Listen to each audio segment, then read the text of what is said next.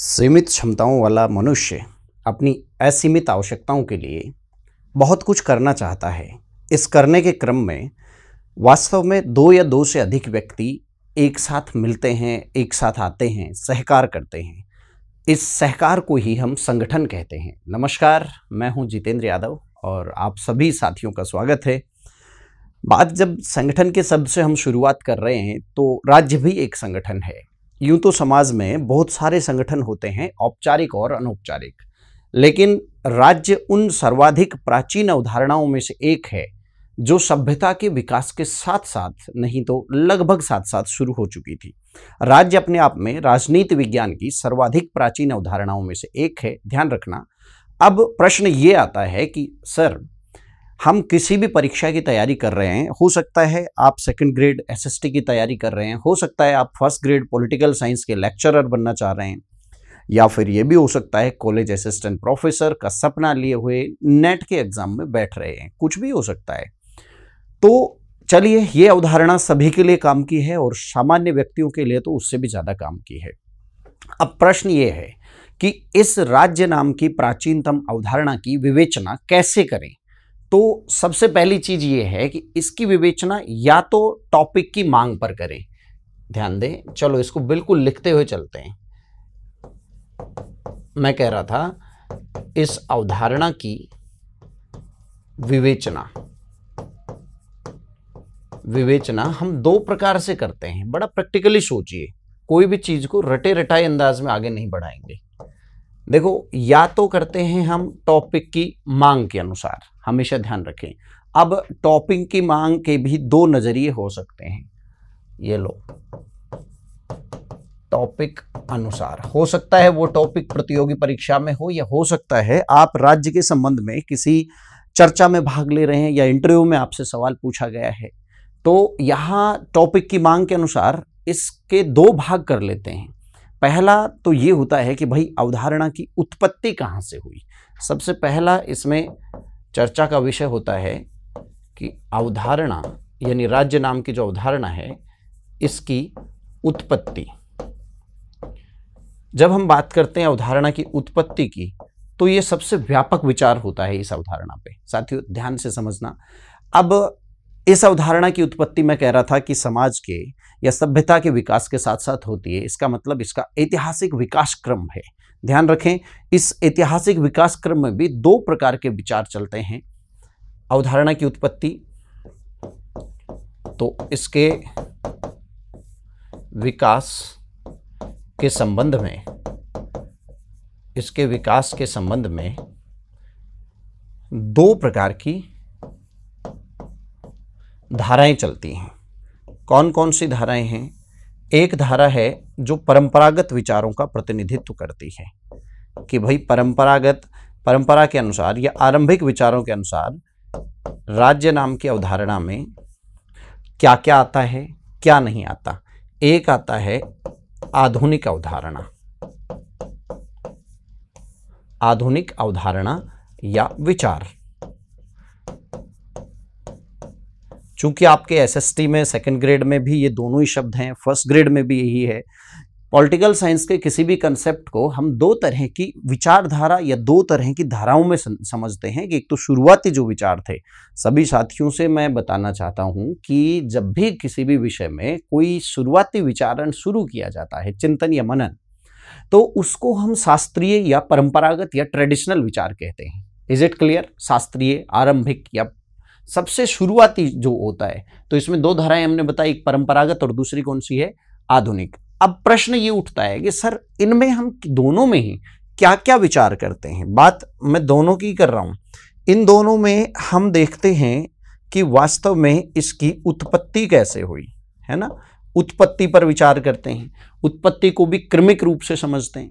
उत्पत्ति में क्या है? उसके घटक हैं यानी तत्व हैं, उसका स्वरूप है, उसके सिद्धांत हैं। उत्पत्ति में हम उसके तत्वों की बात करते हैं, उसके स्वरूप की बात करते हैं, उसके सिद्धांतों की बात करते हैं। ये सब चीज हम यहाँ पे पढ़ते हैं। ध्यान रखें, उत्पत्ति के बाद फिर उसका क्रमिक रूप से विकास कैसे हुआ। चूंकि सभ्यता का विकास तो एक चलायमान प्रक्रिया है, वो कहीं स्थिर नहीं रुकी। परिस्थिति के अनुसार और परिस्थितियों में रहने वाले मनुष्यों की मांग और जरूरतों के हिसाब से वो विकास क्रम अनवरत बढ़ता रहता है। तो ये उसी अनुरूप विकसित होती गई। फिर इस राज्य नाम की अवधारणा का भाई इसका उपयोगिता क्या है, असल में क्या काम आएगी उपयोगिता। जब भी कभी कोई भी किसी भी टॉपिक को आप पढ़ो तो इस तरह से टॉपिक को अपने दिमाग में एक फॉर्मेटिंग जरूर कर ले कि इस टॉपिक में, कंसर्निंग टॉपिक में हमें क्या पढ़ना है। तो परंपरागत रूप से जहां से अवधारणा की क्या होती है, उत्पत्ति, तो अवधारणा की उत्पत्ति के संदर्भ में हम इसकी उत्पत्ति, उसके तत्व, स्वरूप, सिद्धांत, विकास और उपयोगिता, इन सब को पढ़ते हैं। अरे सर ये तो बहुत व्यापक विचार है, इसमें तो बहुत कुछ आता है, इतना बड़ा टॉपिक है। देखो एक और है इसके वर्तमान, एक दूसरा तरीका है इस राज्य नामक टॉपिक को पढ़ने का। वर्तमान में जो राज्य का स्वीकृत स्वरूप है, जैसे ही मैं कहता हूं स्वीकृत स्वरूप, तो इसका मतलब है कि पहले कुछ और रूप भी माने जाते रहे होंगे। बिल्कुल, अलग अलग समय में अलग अलग नाम इसको दिया होगा। सभ्यता के विकास के साथ साथ यूनानियों ने अलग नाम दिया होगा, रोमन लोगों ने अलग नाम दिया होगा, भारतीय लोगों ने अलग नाम दिया होगा, सबने अपना अपना। पर वर्तमान में वास्तव में इसका स्वीकृत स्वरूप क्या है, तो कुल मिला के दो तरीके हैं इस पर चिंतन करने के। एक तो हो गया परंपरागत रूप से जो भी इसमें आता है, एक आता है कि वर्तमान में स्वीकृत स्वरूप, मतलब राज्य में क्या क्या आता है, एक तो ये। दूसरा आता है इसकी समस्याएं क्या है, इसकी समस्याएं क्या है, राज्य नाम की संस्था की इसकी समस्याएं क्या हैं। तो इस तरह से इस पर विचार किया जा सकता है। मेरा कहने का मतलब, हमारा कंसर्निंग टॉपिक राज्य है। राज्य को आजकल पूरी तरह, चूंकि ये अपने स्वरूप में आ चुका है, सब लोग जानते हैं राज्य क्या है, तो आधुनिक चिंतन या मनन या आजकल उच्चतर पॉलिटिकल साइंस जो है, हायर पॉलिटिकल एजुकेशनल जो थियरीज हैं, उनमें राज्य के परंपरागत स्वरूप पर बहुत ज्यादा विचार या चिंतन नहीं मिलेगा आपको। ऐसा नहीं मिलेगा कि बारकर ने क्या कहा, ब्लंट्सली ने क्या कहा, अरस्तु ने, प्लेटो ने, प्राचीन, नवीन जो है ना, जो हायर एजुकेशन में या बिल्कुल लेटेस्ट जो किताबें हैं, उनमें केवल इसके वर्तमान जो स्वरूप है, उसकी स्वरूप क्या है और उसकी समस्याएं क्या है, बस इन दो के इर्द गिर्द रहेगा। मैं आपको उदाहरण दूं, यहाँ पे वर्मा जी की एक बुक है, प्रोफेसर, उनकी बुक का नाम है उच्चतर राजनीतिक सिद्धांत। उसके पेज नंबर 637 पर राज्य की अवधारणा के संबंध में एस एल वर्मा साहब की किताब है। एस एल वर्मा साहब की किताब है, उसके पेज नंबर, मैं पेज भी बता रहा हूं, है ना, पेज नंबर उसका है 637, और उस पे से इसी स्वरूप में व्याख्यायित किया गया है। अगर आप कॉलेज असिस्टेंट प्रोफेसर दे रहे हैं, फर्स्ट ग्रेड दे रहे हैं, तो आपको इस स्वरूप में राज्य को पढ़ना चाहिए। अगर आप फर्स्ट ग्रेड, सेकंड ग्रेड दे रहे हैं, निचले स्तर पर समझ रहे हैं, तो आपको इसमें ये सारे टॉपिक पढ़ने चाहिए। जानते हो ये सब मैंने क्यों बताया? इसका एक मेजर कारण ये है कि राजनीति विज्ञान के विद्यार्थियों के सामने सबसे बड़ी समस्या तो यही आती रही है। 2018 से पहले तो ये बहुत प्रबल समस्या थी कि सर राजनीति की गहरी अवधारणाओं को तो बाद में समझें, हमें पहले यही नहीं पता लगता कि अरे भाई शुरू कहाँ से होता है और ख़त्म कहाँ पे होता है। बड़ी प्रॉब्लम तो यही थी इसकी फॉर्मेटिंग की। तो उम्मीद करता हूँ आपको दिमाग में ये चीज़ क्लियर हो। ये जो यहाँ पे ध्यान दें, नवीन जो धारा, ये परंपरा व्यवहारवाद के साथ साथ आगे बढ़ती है। और एक book I, the analysis of political structure, ये 1990 में आई थी, डेविड ईस्टन ने ही लिखी थी इस किताब को भी। ये आप कहेंगे सर इसके अध्ययन का ये तरीका कब आया? ये मैं कह सकता हूं यह तरीका व्यवहारवाद के साथ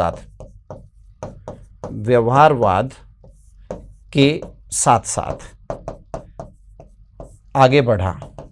मतलब पहले तो जड़ से पढ़ते थे, लेकिन अब केवल और केवल जरूरत की चीजों को पढ़ते हैं। इसके संबंध में मैंने आपको कहा, डेविड ईस्टन की एक बुक आती है, the analysis of political structure, 1990 में।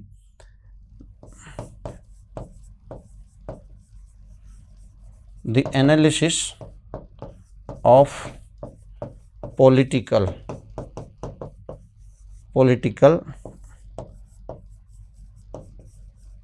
स्ट्रक्चर, ये आई 1990 में।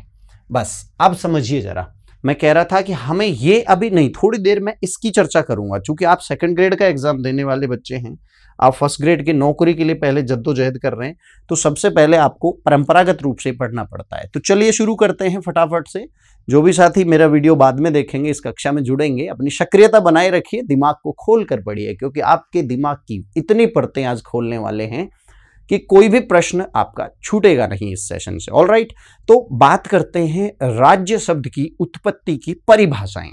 ध्यान देना, इसमें एक विद्वान था। अब आप कहेंगे सर 2, 4, 5, 10 कितनी परिभाषाएं लिखवाओगे? भाई मैं यहां पे एक भी नहीं लिखवा रहा, ध्यान दें। एक विद्वान था, इसको मैं नोट में लिख देता हूं उनकी बात को। विद्वान का नाम था सुलजे।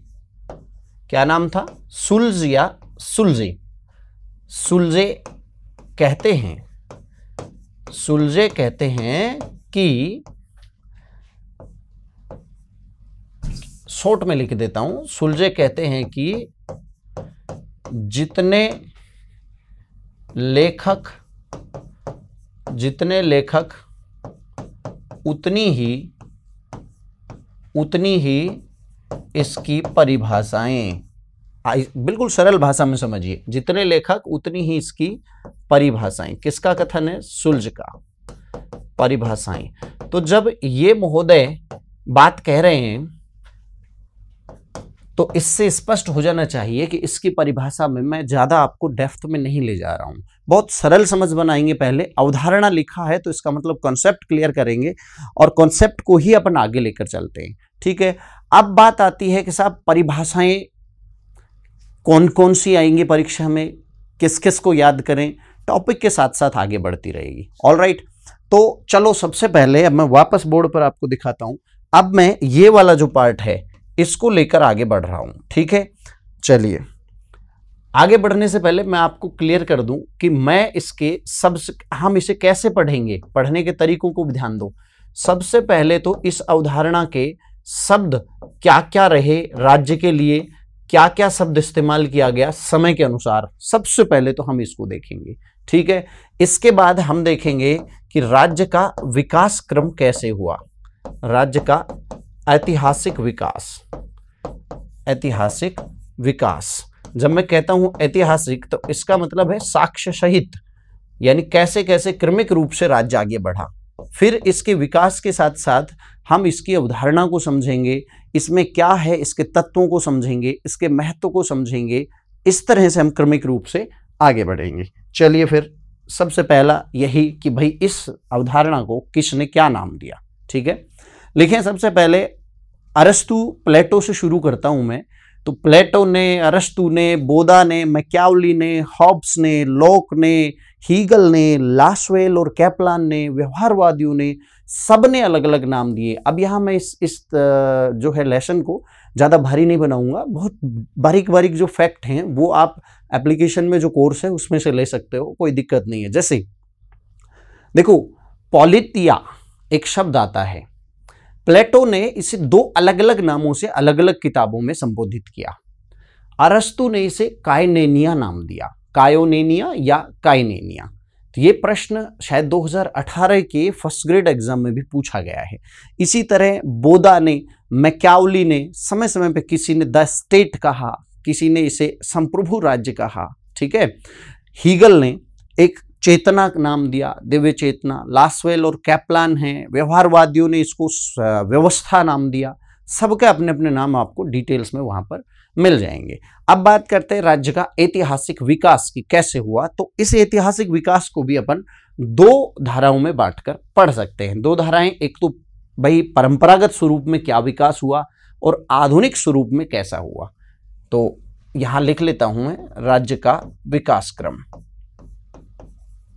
राज्य का विकास क्रम।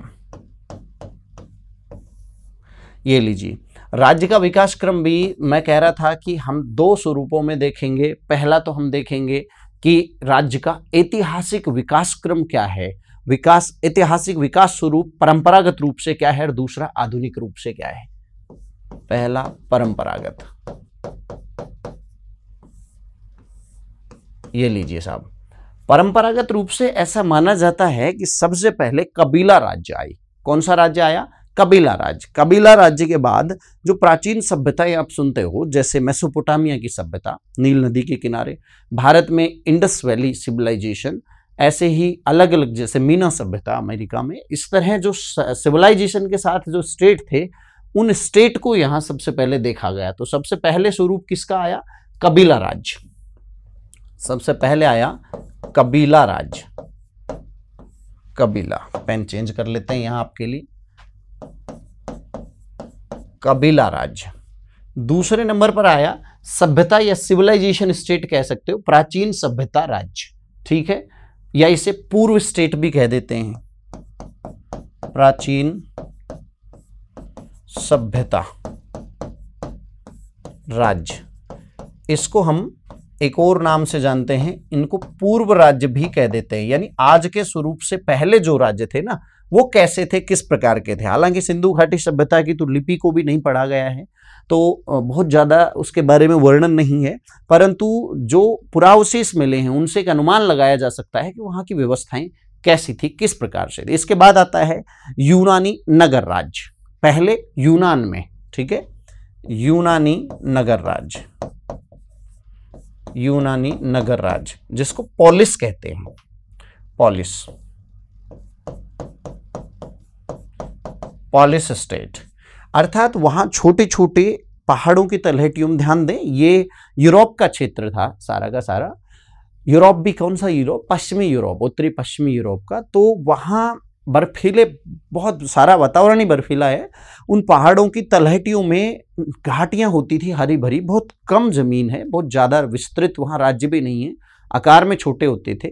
तो उस समय यूनानी साम्राज्य के समय, अब यहां मैं दो शब्द बोल रहा हूं, एक है यूनान, एक है यूनान।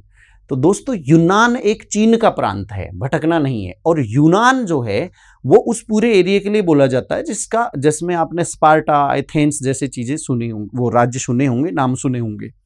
वो उन घाटियों में बसे हुए छोटे छोटे जो नगर थे, वहां की सभ्यता क्या थी? शहरी सभ्यता थी।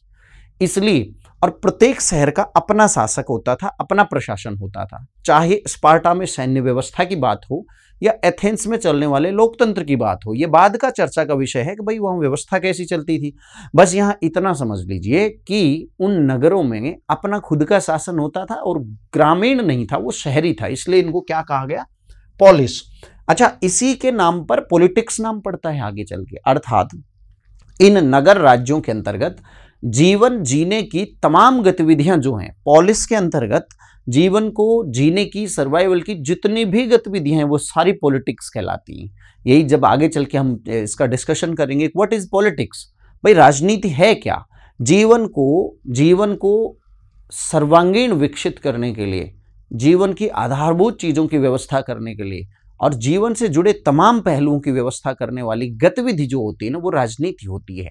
इस अर्थ में मैं भी राजनीति करता हूं, आप भी राजनीति करते हैं, हम सब राजनीति का हिस्सा हैं। कोई ये कहे कि भैया मैं राजनीति नहीं करता, गलत बात होगी, है ना। आगे बढ़ते हैं। तो फिर यूनानी नगर राज्य यानी पोलिस विकसित हुए। इस पोलिस के बाद क्या आता है, यहां पे ध्यान दें, इसके बाद रोमन राज्य आए, रोमन साम्राज्य, यहां उदाहरण आती है रोमन साम्राज्य। तो यहां मैं लिख सकता हूं साम्राज्य अवधारणा, साम्राज्य अवधारणा के राज्य। इसमें कौन थे? इसमें रोमन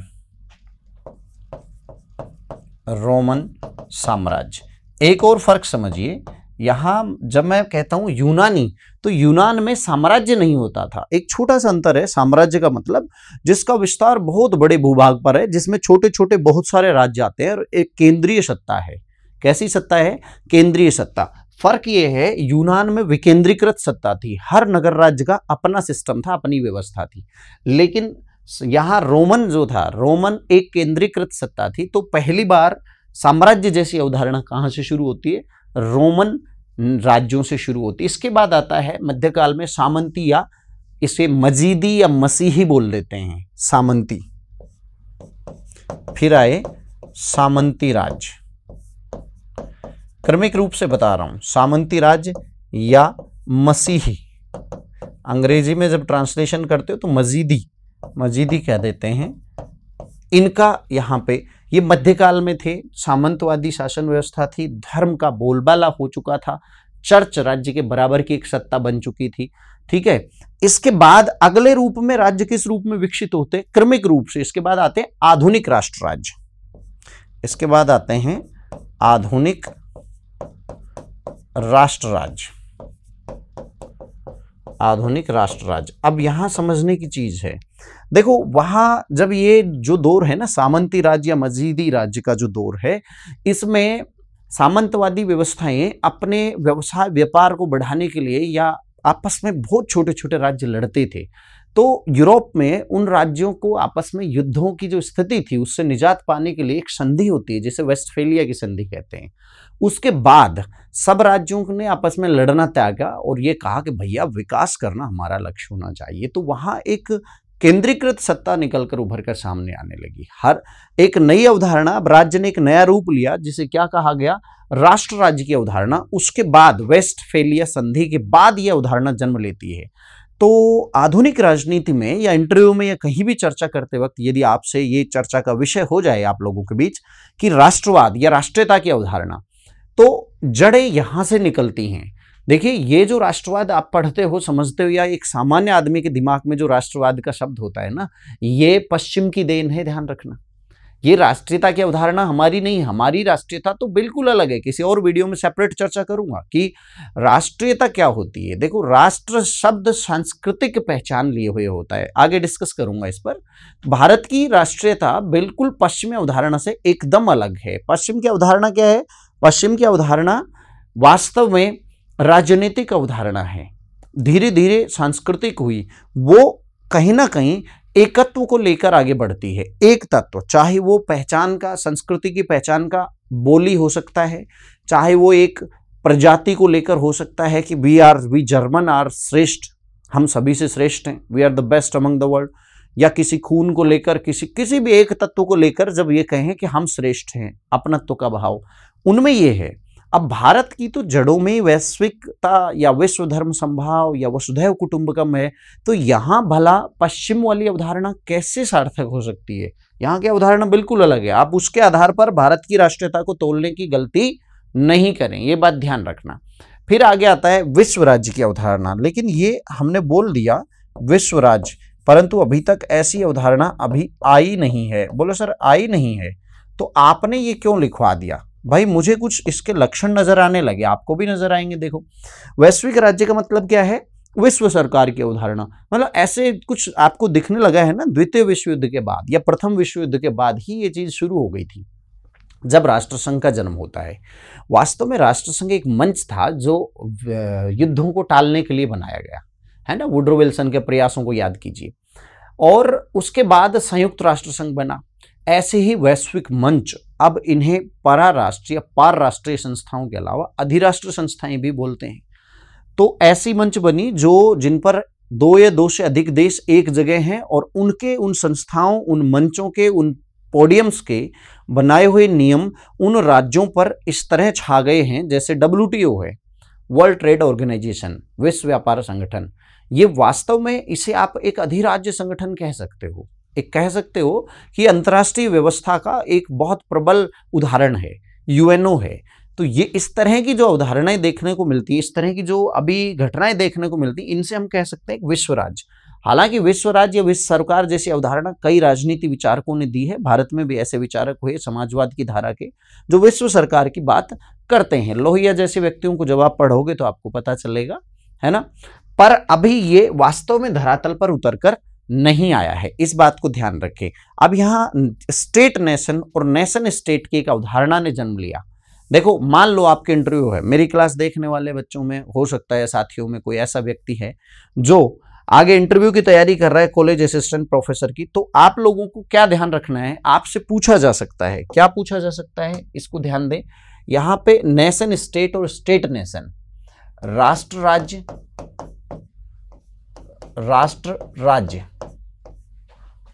और राज्य राष्ट्र में क्या अंतर है, राज्य राष्ट्र में क्या अंतर है, ये इंटरव्यू वालों से पूछा जा सकता है। लेकिन मैं यहाँ पे ध्यान दें, ये केवल नोट में लिखकर छोड़ रहा हूँ, क्योंकि अगर इस पर मैंने चर्चा शुरू कर दी तो ये लेक्चर बहुत लंबा हो जाएगा और सेकंड ग्रेड वालों की पहुंच से बाहर निकल जाएगा। ध्यान दें, अब ये तो था परंपरागत विचार, परंपरागत विकास क्रम की राज्य पहले कबीला राज्य बना, फिर प्राचीन सभ्यता, फिर यूनानी नगर राज्य, साम्राज्य की अवधारणा आई, फिर सामंती, क्रम से आते हैं ये, ठीक है। अब बात करते हैं कि सर आधुनिक अवधारणा इस विकास क्रम को क्या बताती है। तो आधुनिक अवधारणा में सबसे पहले कानूनी राज्य आई। सबसे पहले जब राज्य बना, कोई संगठन बना, तो वो ये मानकर चलते हैं कि कोई भी राज्य कानून से शासित होता है, तो कानूनी राज्य है ना। उसके बाद आते हैं राष्ट्र राज्य की अवधारणा, जिसमें एक क्षेत्र है, नागरिकता है। तो मैं बी डाल के लिख देता हूं, बी। और ये कौन सी है? आधुनिक अवधारणा। आधुनिक अवधारणा अनुसार, आधुनिक अवधारणा अनुसार,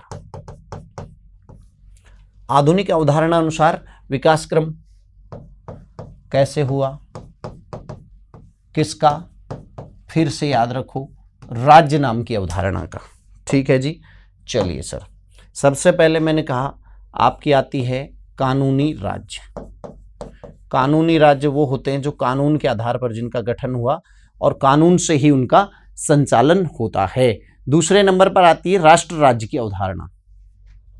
दूसरे नंबर पर आती है राष्ट्र राज्य। अब जब मैं कहता हूं राष्ट्र राज्य, तो ये अवधारणा ये कहती है कि सर ये राष्ट्र राज्य की अवधारणा में क्षेत्र और नागरिकता बहुत अहम तत्व होते हैं। नागरिकता को महत्व देती थी ये अवधारणा, और क्षेत्रफल को यानी भूभाग को, ये विचार पनपा। सर इसके बाद तीसरे नंबर पर कौन सा राज्य की अवधारणा आई? इसके बाद आया पदानुक्रम संगठन या पदानुक्रमित सरकार की अवधारणा। या तो इसे सरकार राज्य कह सकते हो या पदानुक्रम संरचना राज्य। इसको हमने कहा सरकार राज्य। ऐसा राज्य जिसमें जो सरकार के पदानुक्रम पर ही ध्यान देता था, बस सरकार राज्य या पदानुक्रम, सरकार राज्य या पदानुक्रम संरचना व्यवस्था, इस तरह के राज्य आए। इसके बाद किस तरह के राज्य आए? ये आधुनिक विचार मानते हैं। अब प्रश्न ये भी उठता है कि आधुनिक विचारों की परंपरा जो है शुरू कहां से होती है, ये मैं बताऊंगा आगे चल के। व्यवहारवादियों के यहां से शुरू होती है। फिर नई अवधारणा लेटेस्ट है राज्य या राज्यतंत्र, या इसे सामाजिक राज्य अप्रोच भी कह सकते हो। राज्य, राज्य राज्यतंत्र, राज्य राजतंत्र अथवा सामाजिक राज्य अवधारणा, अथवा सामाजिक राज्य। भाई ये बिल्कुल लेटेस्ट है, ये नवीन है, ध्यान दें। अंग्रेजी में इसको क्या कहते हैं? अंग्रेजी में इसको कहते हैं, राज्य का मतलब स्टेट। वो था नेशन स्टेट और स्टेट नेशन, ये है state and polity. So there is a great difference. हाँ, चौंक जाओगे आप सुनकर मैं जो बोलने वाला हूं कि पॉलिटी में और स्टेट में अंतर है। तो ये जो अवधारणा एक तो होती है, तीन शब्द में बोल रहा हूं, एक कह रहा हूं राज्य, एक है राजतंत्र, राज्यतंत्र, और एक है राज्य व्यवस्था। तीनों में अंतर है। एक छोटा 5 मिनट का वीडियो अलग से मैं बना दूंगा। हो सकता है इंटरव्यू वालों से, असिस्टेंट प्रोफेसर से ये पूछ ले, लेकिन सेकंड ग्रेड लेवल पे इसको कोई नहीं पूछेगा। राज्य व राजतंत्र को अंग्रेजी में क्या कहते हैं? इसको कहते हैं state, state polity. State polity concept जो है ना बेटा, बिल्कुल नवीन है, एकदम नवीन है, ये पुराना नहीं है। ये आधुनिक विचारों वाले लोग मानते हैं। जैसे ध्यान दें, इस तरह ये जो अवधारणा है ना, राज्य राजतंत्र अवधारणा, इस पर 2-3 विचारकों के नाम मैं आपको बता सकता हूं। जैसे के पियर्सन है। के पियर्सन के अलावा डेविड हेल्ड है। डेविड हेल्ड के अलावा एक आजकल बहुत पढ़ा जाने लगा है, जनरली उसका नाम लोकप्रिय कर दिया, बट बातें वही हैं फिर भी, Andrew Heywood. Andrew Heywood professor हैं, तो वो हैं, डेविड हेल्ड हैं, पियर्सन हैं। ऐसे विद्वान राज्य को स्टेट नहीं बोलते, वो स्टेट पॉलिटी बोलते हैं। स्टेट पॉलिटी लिख सकता हूं उदाहरण के लिए, डेविड हेल्ड। आगे चल के इसका तीसरा विकल्प नाम से आप पढ़ेंगे, वही डेविड हेल्ड है।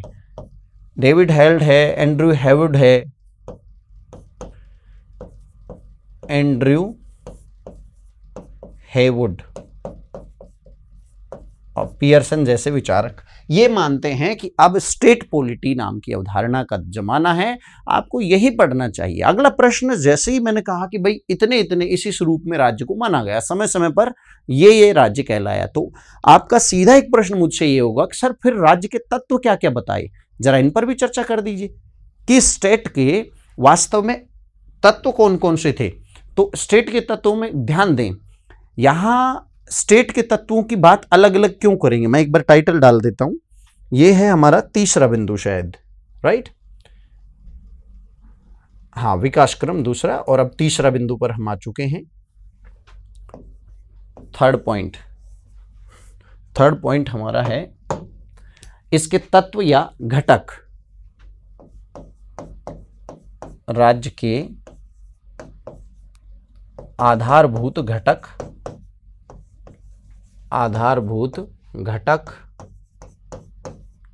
अथवा तत्व।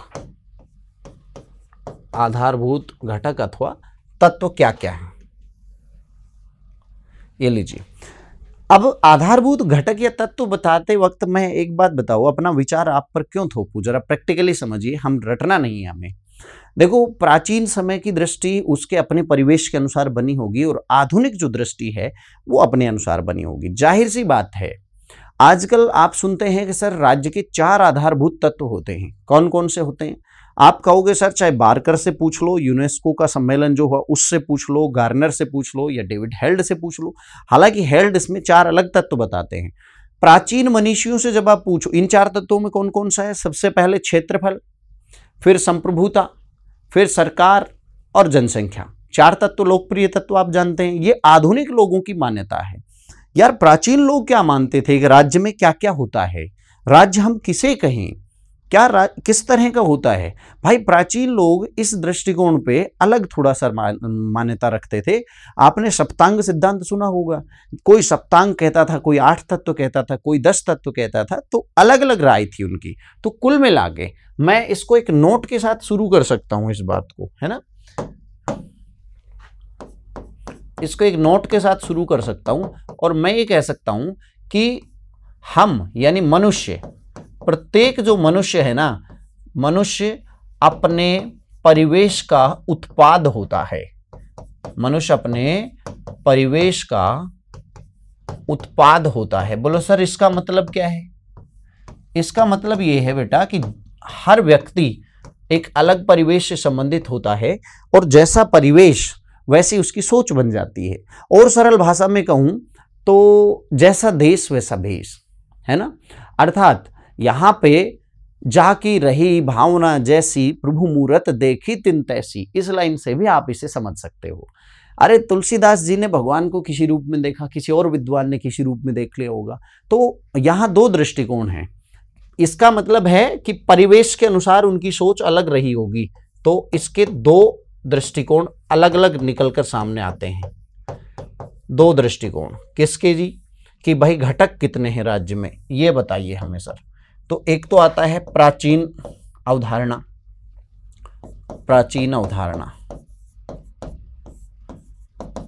प्राचीन अवधारणा में ज्यादातर विद्वान एक मत दिखे मुझे, और क्या दिखे, लगभग सभी ने किस पर दिया, सप्तांग सिद्धांत बताए राज्य के। क्या बताए? सप्तांग। जैसे सप्तांग सिद्धांत, जैसे शुक्र नीति पढ़ के देख लो, उसमें भी यही मिलता है। जैसे शुक्र नीति के अलावा आप कुछ और देखते हैं, अपन चाणक्य को पढ़ते हैं, उसमें भी यही देखने को मिलता है ना। तो सबके सब प्राचीन अवधारणा में सप्तांग सिद्धांत का समर्थन करते मुझे महसूस होते हैं। अब आधुनिक अवधारणा की बात आती है। आधुनिक अवधारणा, सर पहला प्रश्न तो ये है कि शुरू कहाँ से होती है।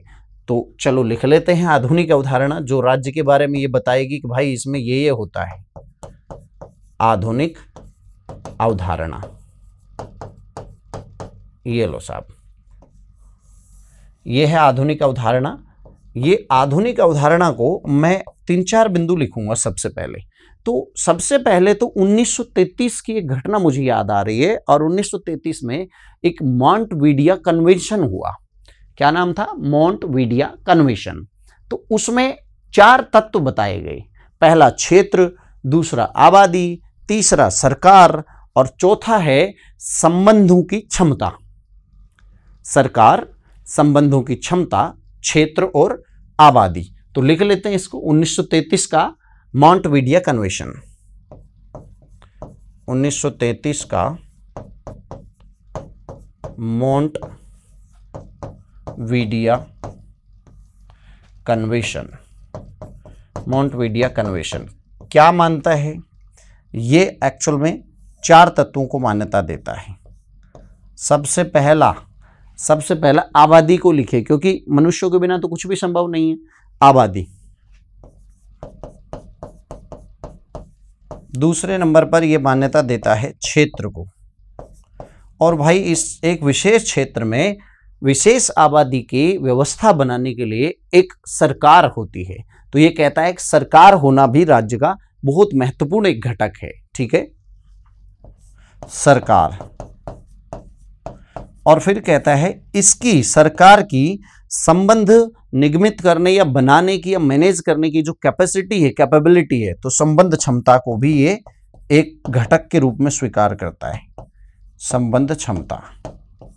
ये लीजिए, 1933 का जो मॉन्टविडिया कन्वेंशन हुआ, मॉन्टविडिया कन्वेंशन राज्य के कितने तत्वों को स्वीकार करता है?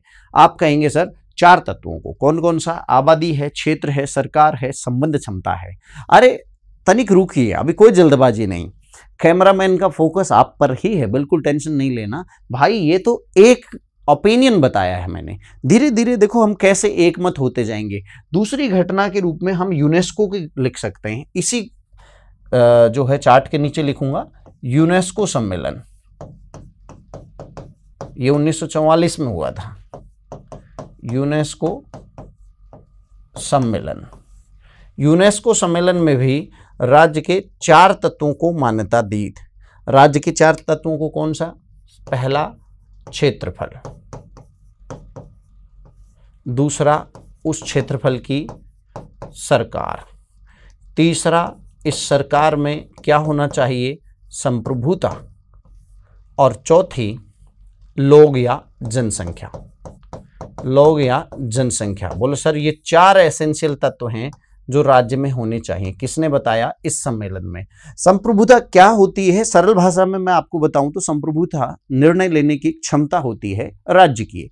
वास्तव में राज्य अपने संबंध बनाते वक्त आंतरिक और बाह्य रूप से उसे संबंध निगमित करने पड़ते हैं। तो जब कोई सरकार या कोई राज्य आंतरिक रूप से तो सर्वोच्च है, यानी there is no any comparison in between the particular area, उसके बराबर कोई नहीं है, सर्वोच्च, और बाह्य संबंध निगमित करते वक्त जो स्वतंत्र है। दोनों शब्दों का अंतर समझिए।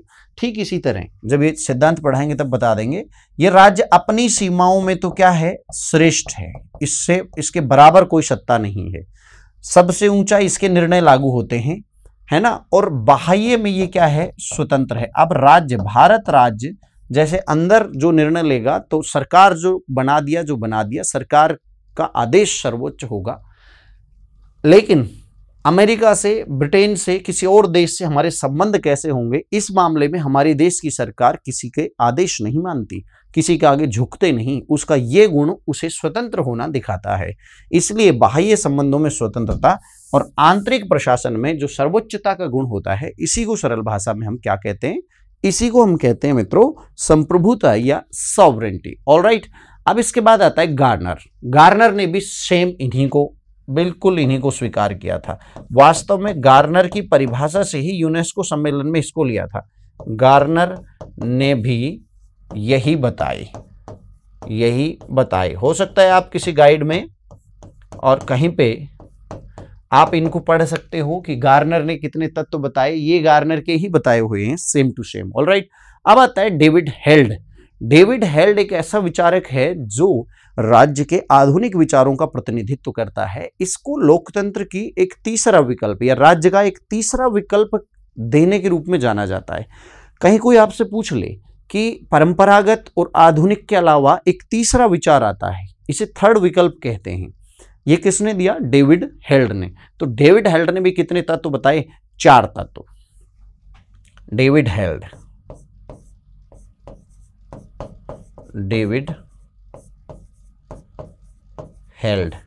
कितने बताए? 4 तत्व। प्रश्न आता है सर कौन कौन से बताइए। ये लो, सबसे पहले तो इसने बताया टेरिटरी यानी क्षेत्र। अंग्रेजी में भी टेरिटरी आ सकता है, तो टेरिटरी का मतलब होता है क्षेत्र। दूसरा आता है वैधता, अर्थात उस क्षेत्र में जो वो सत्ता बनेगी उसको लोगों की कितनी वैधता है। इस चीज को भी उन्होंने एक एसेंशियल तत्व बताया कि वैधता नहीं है तो राज्य नहीं, आप ये मान कर चलना। तीसरा उन्होंने कहा था हिंसा के साधन, कि भाई किसी राज्य नामक संगठन है तो उसके पास पावर जरूर होनी चाहिए। और एक होता है अवैयक्तिक शक्ति के रूप में, नॉन इंडिविजुअल पावर के रूप में उसकी मान्यता।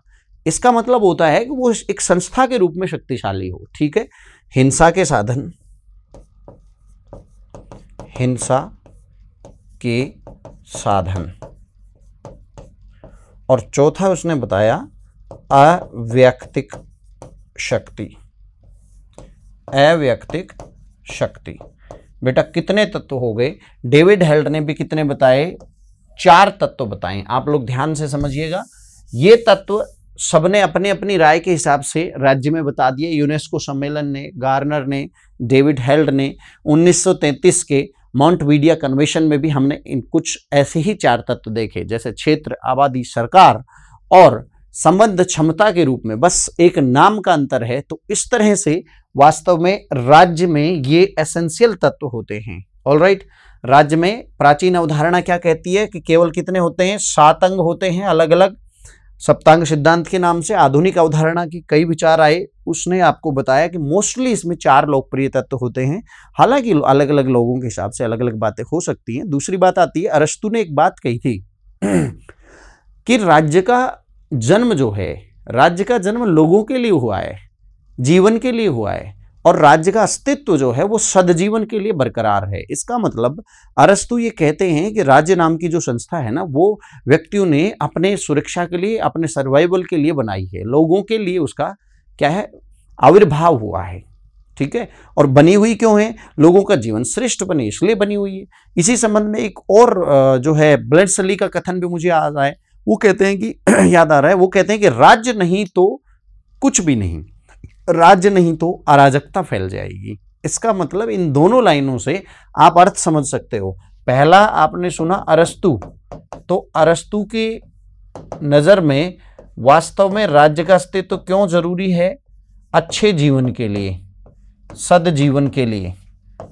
अरस्तु ने इतने सालों पहले, हजारों साल पहले स्वीकार कर लिया था। और ब्लेड्सली क्या कहते हैं? ब्लेड्सली कहते हैं, ये लीजिए, टै इसमें साइलेंट है, ब्लेड्सली बोल देते हैं इसको। ब्लेड्सली कहते हैं कि राज्य नहीं तो, ब्लेड्सली ने कहा कि राज्य नहीं तो अराजकता फैल जाएगी, राज्य नहीं तो अराजकता फैल जाएगी। इसका मतलब ये व्यक्ति व्यवस्था के लिए राज्य को बहुत जरूरी मानता है।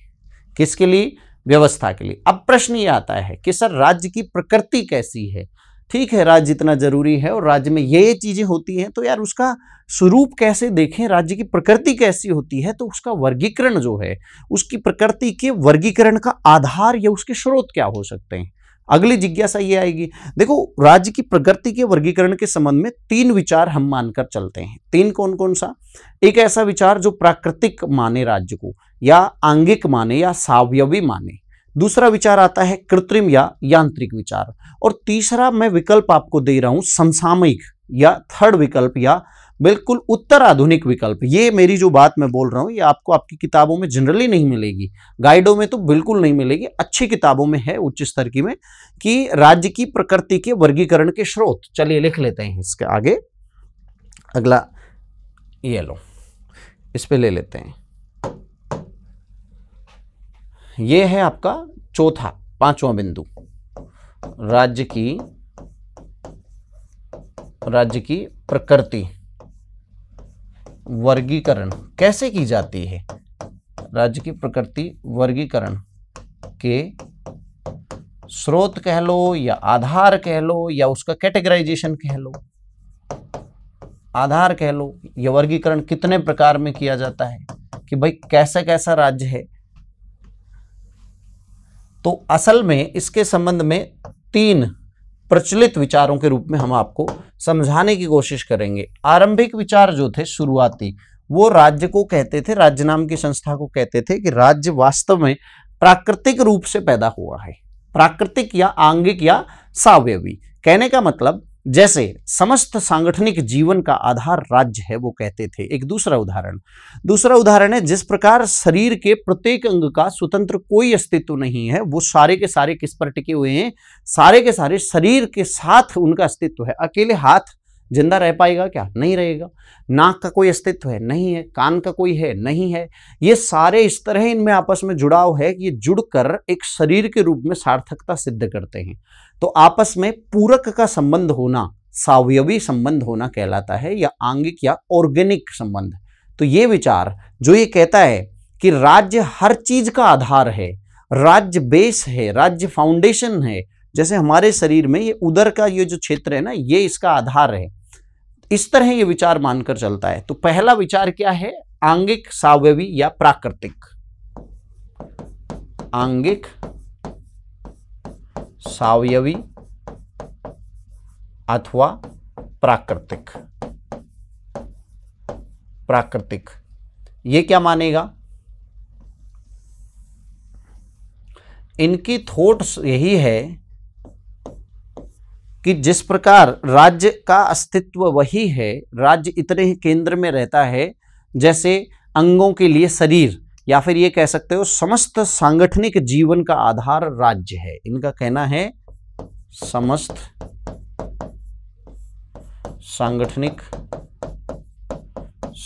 सांगठनिक जीवन का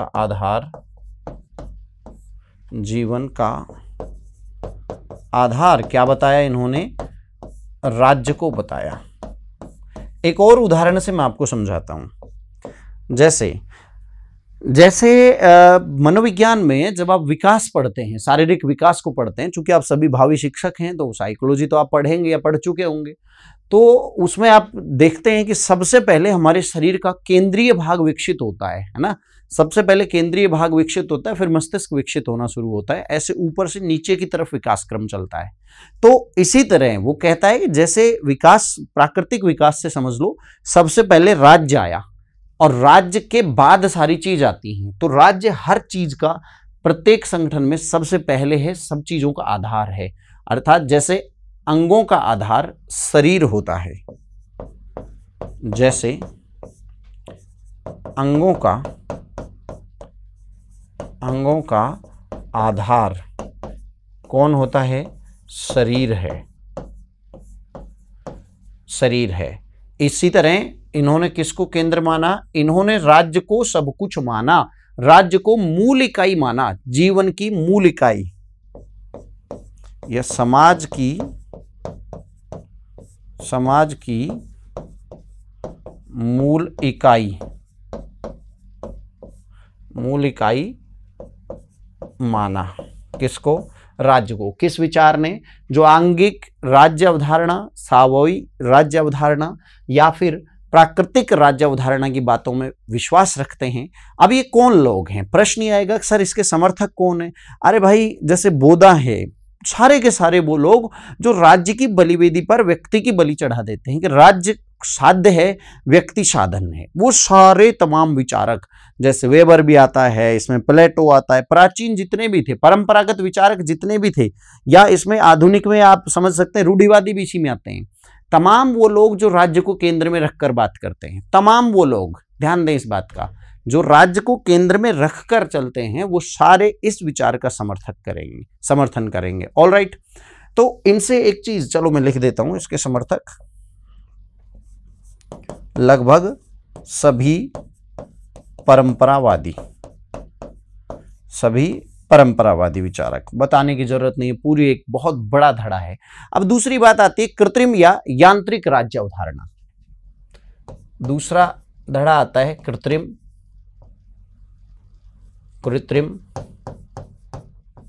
अथवा यांत्रिक। जैसे यांत्रिक क्यों कहते हैं? क्योंकि यंत्र को जिस तरह से उद्देश्य के लिए बनाया जाता है, एक उद्देश्य के लिए, इसी तरह ये मानते हैं कि राज्य निर्मित संस्था है। किसके लिए? एक खास उद्देश्य के लिए। इनकी मूल मान्यता है राज्य खास उद्देश्य के लिए निर्मित संस्था है। मैंने पूछा भाई किस तरह निर्मित संस्था, तो इन्होंने कहा कि देखो हम सीधी बात जानते हैं कि व्यक्ति केंद्र में है। व्यक्ति क्या है? व्यक्ति वास्तव में साध्य है, और राज्य क्या है? बनाया गया है उसके सर्वाइवल के लिए, उसके जीवन के लिए। तो राज्य इसमें क्या हो गया? राज्य एक साधन हो गया। राज्य एक साधन है इनके विचारों में। व्यक्ति क्या है? केंद्र में है। तो ये सारे लोग कौन हैं? ये सारे वो लोग हैं जो लगभग समझौतावादी आप इसे कहते हो। अरे व्यक्ति ने समझौता क्यों किया? समझौता किया भाई व्यवस्था बनाने के लिए। किसी ने जीवन की रक्षा, किसी ने संपत्ति की सुरक्षा, किसी ने स्वतंत्रता की रक्षा के लिए समझौता करके एक संस्था बनाई जिसको राज्य का नाम दिया। तो राज्य तो बनाई गई है ना, made by the people for their on interest, उनके अपने हितों के लिए राज्य को बनाया गया। इसलिए इसके समर्थक कौन लोग हैं? इसके समर्थक सभी समझौतावादी जैसे जो लोग हैं, या समझौतावादी, या कह लो जो व्यक्ति को केंद्र में रखकर कहते हैं, वो सभी राज्य को कृत्रिम मानेंगे। जैसे आधुनिक विचारक भी आते हैं इसमें, जैसे उपयोगितावादी हैं, स्वेच्छातंत्रवादी हैं। अब कहोगे सर उपयोगितावाद क्या होता है, स्वेच्छातंत्रवाद क्या होता है ना? ये वो विचार हैं, आगे चल के अभी मैं इसकी डिस्कस करूंगा, इसी क्लास में बताऊंगा। इन सभी की मूल विचार ये है कि वास्तव में कोई भी, जैसे उपयोगितावाद की बात करूं, कोई चीज मेरे लिए तभी मान्य है जब वो, और उतनी ही मान्य है जितना कि वो मुझे अधिकतम संतुष्टि प्रदान करे। मेरे लिए उसकी यूटिलिटी क्या है? तो यहाँ केंद्र में वो चीज या वो संस्था नहीं है, यहाँ केंद्र में वो व्यक्ति है कि मेरे लिए भाई, मेरे लिए ये फोन कितना उपयोगी है, इसका अस्तित्व उतना ही है। तो भाव किसको दिया? फोन को या मुझे? मुझे ज्यादा वेटेज मिल रहा है। व्यक्ति केंद्र में है इनकी भी दृष्टि में। तमाम स्वतंत्रतावादी, स्वेच्छातंत्रवादी, उदारवादी, नव उदारवादी, समझौतावादी, ये नए जो नवीन विचार जो मनुष्य को केंद्र में रखने की बात करते हैं, वो सारे के सारे इस धड़े में आते हैं। ऑलराइट, तो ये हुई आपकी कौन सी? राज्य की कृत्रिम अवधारणा या कृत्रिम राज्य अवधारणा। तीसरा विकल्प एक और है। अब आप ज्यादातर गाइड में बस यही पढ़ेंगे कि कृत्रिम भी है, लेकिन इसके अलावा तीसरा जो आता है उसको मैं कहता हूं तीसरा विकल्प, या उसको कह सकते हो समसामयिक वर्गीकरण। समसामयिक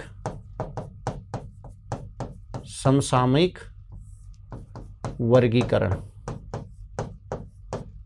या थर्ड विकल्प, या तीसरा विकल्प। ये पुनः याद दिला रहा हूं आपको कि ये बिल्कुल नई अवधारणा है।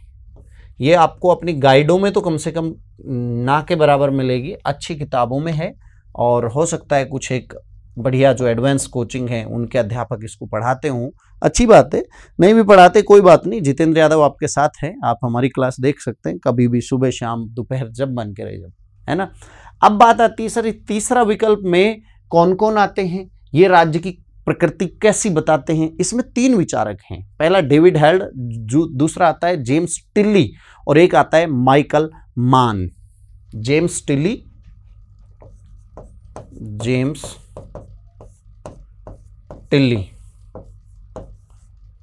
डेविड हेल्ड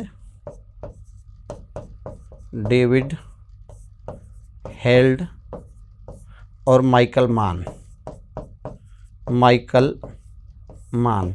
भैया आप जो फर्स्ट ग्रेड की तैयारी वाले इस लेक्चर को देख रहे हैं, या कॉलेज प्रोफेसर वाले, आपके लिए थोड़ा सा विशद, आपके क्या सेकंड ग्रेड में भी जब टॉपिक है तो बेटा प्रश्न यहाँ से भी आ सकता है। हमें टॉपिक का कोई भी बिंदु छोड़ना नहीं है, आप लोग ध्यान दें सभी। जेम्स टिली वो हैं जो युद्ध राज्य की बात करते हैं, जो युद्ध को राज्य का आवश्यक अंग मानते हैं, ये वही जेम्स टिली हैं। आईईएमपी की अवधारणा देने वाले माइकल मान हैं, और डेविड हेल्ड महाराज बहुत इंपॉर्टेंट है। डेविड हेल्ड ने राज्य के कई सारे प्रकार बताए। राज्य के इन्होंने मोटे मोटा तो 4 ही प्रकार बताए, पर इनके नाम बिल्कुल अलग हैं, है ना। और उसमें भी उन्होंने जब चौथा जो प्रकार बताएंगे, आधुनिक राष्ट्र राज्य जो बताएंगे, तो आधुनिक राष्ट्र राज्य के भी इन्होंने 4 भेद बताए। इसको जरूर लिखेंगे क्योंकि इस पर प्रश्न बन सकता है, स्टार लगा लीजिए कि राज्य की, लिख देंगे कि राज्य की समसामयिक या राज्य की प्रकृति के संबंध में तीसरे विकल्प से रिलेटेड विद्वान कौन से हैं? ऐसे सवाल पहले आते रहे हैं, हो सकता है प्रश्न यहाँ से भी दे दे। यहाँ मैंने विस्तार से आपको समझाया कौन कौन है। बाकी और डिटेल्स में नोट्स चाहिए तो एप्लीकेशन पर आपको मिल ही जाएगा, कोई दिक्कत नहीं है, ऑफलाइन क्लासेस में भी है। और यहाँ एक हम मूल सोच बनाने की कोशिश करते हैं। चलिए अब तीसरे विकल्प में मैं कह रहा था यहाँ पे कि डेविड हेल्ड को लिख लेते हैं कि इन्होंने कितने प्रकार के राज्य बताए। डेविड हेल्ड ने 4 प्रकार के डेविड हेल्ड ने, इधर से ही वही चार्ट है तो यहीं से लिखूंगा मैं। हाँ, डेविड हेल्ड ने राज्य की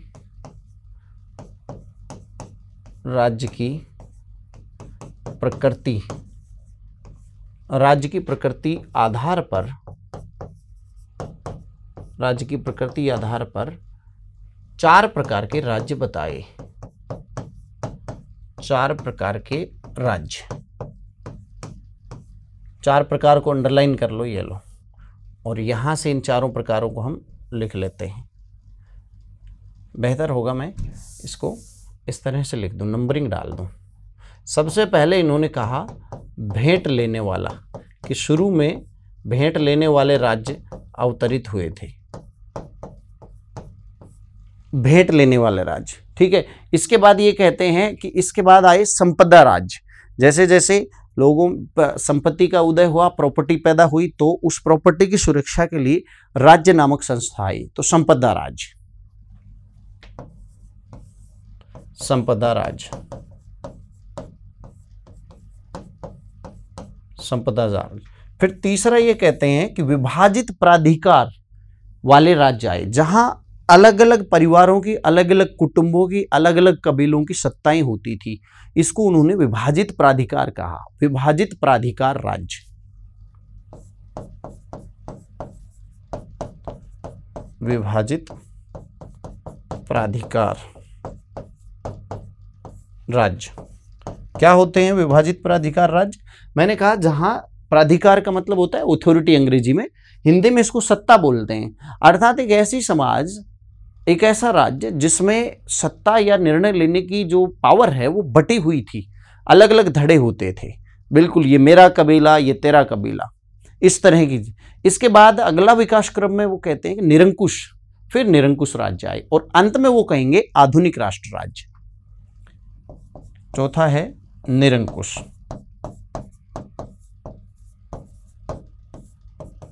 निरंकुश राज्य, फिर पावर के दम पर, शक्ति के दम पर, या कह सकते हो तलवार के दम पे, ये मध्यकाल से पहले की स्थिति कि निरंकुश राज्यों का उदय होने लगा। राज्य में, राज्य का आकार बड़ा होने लगा, शक्ति के दम पर हमला करके युद्धों के माध्यम से और सत्ताएं हासिल कर ली, जिसके पीछे औचित्यता का कोई ध्यान नहीं रखा गया। निरंकुश राज्यों की प्रकृति पनपने लगी, और अंत में कहते हैं आधुनिक राष्ट्र राज्य। इसके भी उन्होंने 4 प्रकार बताए।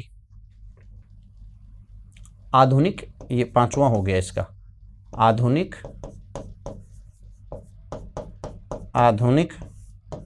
राष्ट्र राज्य। अब आधुनिक राष्ट्र राज्य जो है, इसकी भी उन्होंने कितनी प्रकृति बताई कि ये भी कई प्रकार के होते हैं। ये लो साहब, ये भी कितने प्रकार के बताए? 4 प्रकार के। ये भी 4 प्रकार के बताते हैं कि आजकल जो मॉडर्न जमाने में नेशन स्टेट जैसी अवधारणा है, इसमें भी 4 प्रकार के होते हैं। एक होता है संवैधानिक राष्ट्र राज्य, एक होता है उदार राष्ट्र राज्य, एक होता है उदारवादी राष्ट्र राज्य, एक होता है एक दलीय राष्ट्र राज्य। इधर लिख देता हूं, ये लीजिए, संवैधानिक राष्ट्र राज्य, संवैधानिक राष्ट्र राज्य, उदार राष्ट्र राज्य, उदारवादी यानी विचारधारा से चलने वाला राष्ट्र राज्य, और अंतिम इन्होंने चौथा क्या बताया? चौथा इन्होंने बताया एक दलीय राष्ट्र राज्य।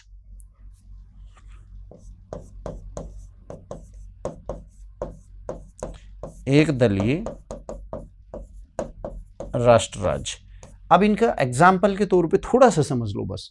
संवैधानिक राष्ट्र राज्य क्या होता है? ऐसा राष्ट्र राज्य यानी ऐसा स्टेट, अब राष्ट्र और राज्य को थोड़ा सा समझ लो, जो संविधान के प्रावधानों के आधार पर चलता है। मतलब वहां शासन तो संविधानों से चलेगा, परंतु शासन की सत्ता पर ऐसी शक्ति काबिज होगी जो राष्ट्रीयता के नाम पर शासन करती है, या उस देश की पहचान राष्ट्र के किसी न किसी संस्कृति के किसी न किसी एक तत्व को लेकर होगी। पुनः ये प्रश्न अपनी जगह खड़ा हुआ है। आप में से बहुत सारे बच्चे ये नहीं समझ पा रहे कि सर राष्ट्रीयता क्या होता है। देखो, दो शब्द है मेरे पास, एक को मैं कहता हूं सभ्यता, एक को संस्कृति। सुना है ना, सभ्यता और संस्कृति। तो सभ्यता के तत्व क्या होते हैं? किसे कहते हैं? सिविलाइजेशन। सिविलाइजेशन और कल्चर दो शब्द हैं। सभ्यता वास्तव में विकास या भौतिक परिस्थितियों का द्योतक होता है कि भाई वहां का इंफ्रा कैसा था, निर्माण कैसा था, विकास कैसा हुआ, ढांचा निर्माण कैसा था, है ना, उन बाह्य चीजों को कहते हैं। इनसे सभ्यता बनती है। जैसे सिंधु घाटी सभ्यता में आप पढ़ते हैं सारी चीजें, तो इसको सिविलाइजेशन बोलते हैं। परंतु संस्कृति एक अलग चीज है। संस्कृति भावनात्मक पक्ष है, वो भौतिक पक्ष है। सभ्यता भौतिक पक्ष है, संस्कृति भावनात्मक पक्ष है। अब फर्क ये है कि इस भावना के पीछे आधार क्या है। संस्कृति वास्तव में उन तत्वों को, संस्कृति को कुछ तत्वों से पहचान सकते हो आप।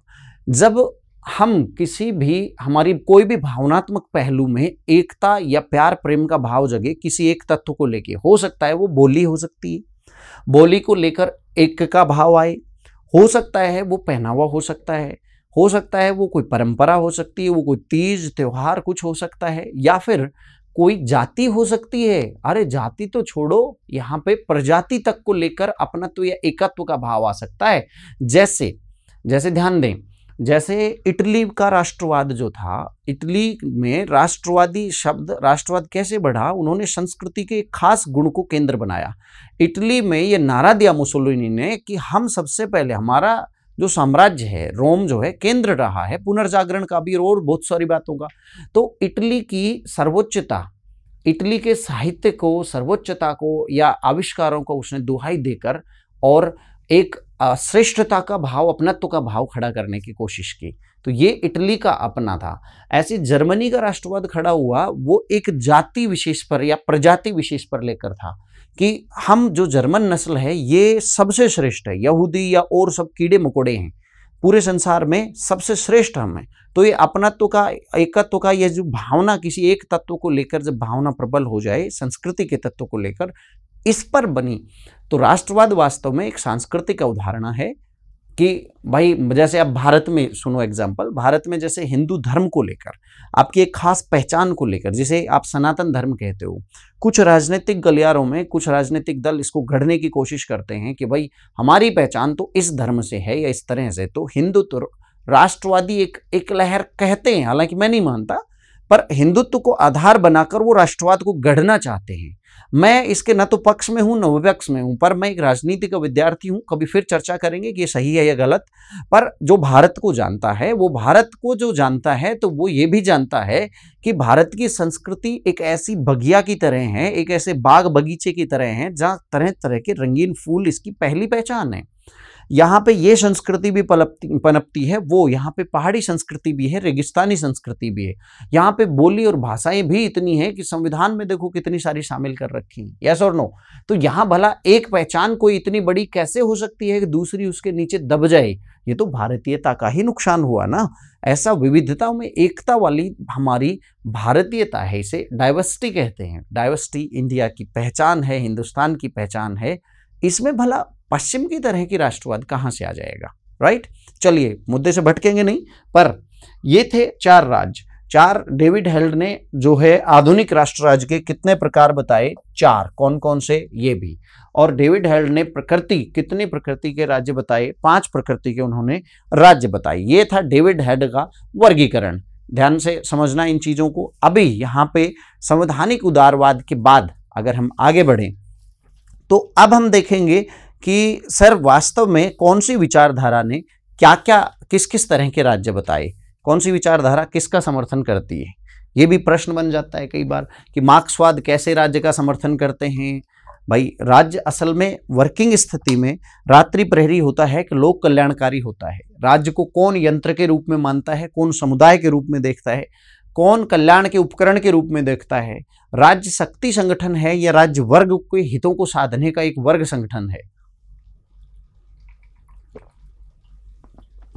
जानना जरूरी हो जाता है। तो इस पे हम लिखेंगे, थोड़ा सा टाइटल डालेंगे, विचार और राज्य की प्रकृति की, किस विचार ने किस प्रकृति का राज्य बताया। हाँ,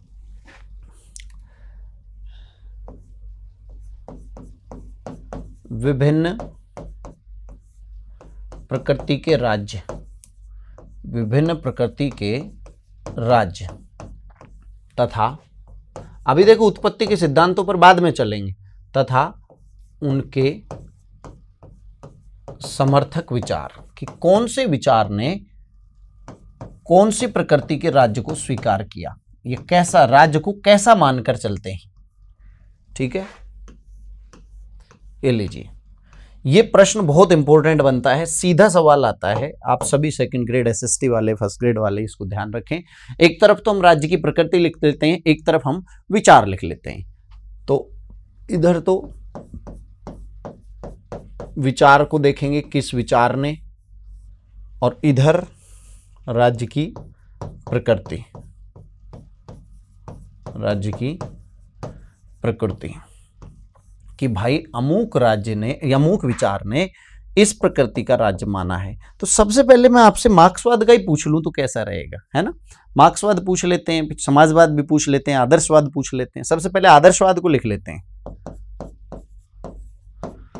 आदर्शवाद, कूट मिलान के प्रश्नों में ये सवाल डेफिनेटली आ सकता है, ध्यान रखना।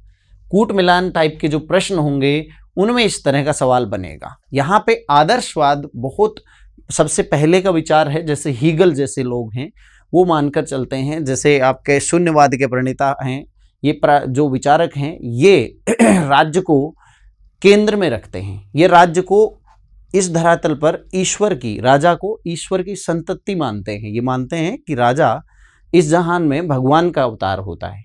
ऐसे विचारक राज्य को हमेशा आदर्श संस्था के रूप में देखते हैं। उनकी नज़र में राज्य कोई पाप कर ही नहीं सकता भाई साहब, ऐसा विचार। तो ये हमेशा किसे बचाने की कोशिश करेंगे, ये राज्य को क्या मानेंगे, राज्य को पवित्र मानेंगे। पवित्र राज्य, इनकी नज़र में राज्य साध्य होगा। राज्य क्या है, साध्य है, साधन नहीं। तो ये वो लोग हैं कि राज्य को बचाने के चक्कर में यदि व्यक्ति की बलि दी जाए तो दे सकते हो। व्यक्ति के निजी स्वतंत्रता, निजी अधिकारों का इनकी नज़र में कोई मोल नहीं होता है। अब बात करते हैं समाजवाद। समाजवाद राज्य को क्या मानता है। समाजवाद, या समाजवादी लोग राज्य को क्या मानते हैं। देखो, समाजवादी लोग राज्य को क्या मानते हैं ये समझने से पहले एक बार समाजवाद को दृष्टिपात करना पड़ेगा ध्यान से। समाजवाद एक व्यापक विचार है, समझेंगे इसे। समाजवाद वास्तव में इसकी उत्पत्ति काफी पहले से होती है। सबसे पहले, इससे पहले पूंजीवाद आता है ना। तो पूंजीवाद कहाँ से आया, पुनर्जागरण से शुरू होती है ये यात्रा। लिखना मत यहाँ पे, पुनर्जागरण से शुरू हुआ। अब पुनर्जागरण जब हुआ, रेनेसा जिसे कहते हैं, तो रेनेसा का मतलब है आप सो गए थे किसी कारणवश, आपका ज्ञान तिरोहित हो गया था, बस दोबारा से आप जागे हो और आपने साबित किया, इनलाइटन हो गए कि भाई हमें नॉलेज है, हमें ज्ञान है। तो भाई साहब पुनर्जागरण के बाद आपने क्या किया, आपने ये साबित किया कि आप में ज्ञान है। तो आपने क्या किए, आपने आविष्कार किए। किसके आविष्कार, छापे खाने का आविष्कार, स्पिनिंग मिल का आविष्कार, बहुत सारी मशीनों का आविष्कार। इस तरह आपने आविष्कार किए। आविष्कार करके आपने स्वयं को वास्तव में क्या साबित कर दिया, आपने विवेकी साबित कर दिया स्वयं को, क्योंकि आप में बुद्धि है, आप विवेकशील हो। अरे सर, इससे पहले प्राचीन जो अवधारणा चलती थी ना राज्य की, वो शासन और शासक वाली अवधारणा चलती थी। अर्थात ये दो ही पक्ष हुआ करते थे वहां, एक तो शासित और दूसरा शासक। ये मानकर चलती थी कि व्यक्ति अविवेकी है, उसे डांटना डपटना पड़ता है, उसको नियंत्रित करना पड़ता है। यदि संगठन के उद्देश्यों को पूरा करना है तो राज्य को शक्तिशाली होना चाहिए। प्राचीन समझौतावादियों को देख लो, चाहे आप प्रिंस की रचना, प्रिंस में उठाकर देख लो, मैकियावेली को देख लो, हॉब्स को देख लो, किसी को देख लो, हॉब्स, लॉक, रूसो, किसी को भी, वो राज्य को शक्तिशाली बना रहे हैं। तो परंपरागत अवधारणा राज्य को शक्तिशाली मानकर चलती थी और व्यक्ति को विवेकशील नहीं माना। अब देखिए, पुनर्जागरण ने यह साबित किया कि व्यक्ति कैसा है, बुद्धिमान है। तो मैं आपसे पूछता हूं, व्यक्ति विवेकशील है तो उस पर नियंत्रण की आवश्यकता है या उसे खुला छोड़ने की आवश्यकता है? व्यक्ति को खुला छोड़ने की जरूरत है। व्यक्ति विवेकी है तो अब इसकी प्रमुख मांग क्या बन गई? स्वतंत्रता की मांग बन गई। किसकी मांग? स्वतंत्रता की। तो लेकिन व्यक्ति विवेकी है, ध्यान से समझना, व्यक्ति विवेकी है तो राज्य को उसके साथ कैसा रहना चाहिए? उदार। तो उदारवादी विचारधारा पनपी। उदारवादी विचारधारा, जॉन लॉक की जो विचारधारा है, वो विचारधारा व्यक्ति को क्या मानती है? समझदार मानती है। अरे भाई, घर में देख लो, घर में एक आप 3-4 बच्चे हो अपने माँ बाप जिसको समझदार मानते हैं ना समाज में, उस पर तो ज्यादा नियम नियंत्रण नहीं लगाते। बोला हाँ वो तो कर लेगा, ठीक ठाक है, उसमें तो अकल है, वो समझदार है। ऐसे ही यहाँ समाज का कुछ चक्र चलता है। तो जिसको व्यक्ति समझदार का तमगा दे देते हैं ना, वो साबित कर देता है खुद को, उसने साबित किया, तो उसके लिए उदारवादी विचारधारा पनपी। अब ये उदारवादी विचारधारा का प्रमुख पूर्वाग्रह या प्रमुख जो मांग थी वो क्या थी? स्वतंत्रता। तो उदारवादी किसको बढ़ावा देते हैं? स्वतंत्रता को। ये भाई साहब स्वतंत्रता इतनी बलवती हुई कि आगे चल के इसने स्वच्छंदता का रूप ले लिया। तो अब उदार होते होते इस विचारधारा का जो नया विचार है, उदारवाद भी 3 प्रकार का आगे बताऊंगा, तो इसने व्यक्ति को अब केंद्र में ले लिया, और व्यक्ति को केंद्र में लिया ना, तो ये स्वतंत्रता वास्तव में स्वच्छंदता बन गई और एक नया विचार चलने लगा जिसको व्यक्तिवाद कहते हैं। ये व्यक्तिवाद वास्तव में कि व्यक्ति को बिल्कुल खुला छोड़ो, मैं चाहे ये करूं, मैं चाहे वो करूं, मेरी मर्जी, कुतुब मीनार पे घर बनवाऊं, बीच सड़क बिस्तर लगवाऊं, मेरी मर्जी। ओ भाई साहब रुक जा, इसलिए रुक जाओ क्योंकि आप समाज में रहते हो। समाज में आप इतना ही स्वतंत्र हो जितना कि या जहां तक कि आप दूसरों की स्वतंत्रता का हनन नहीं करो।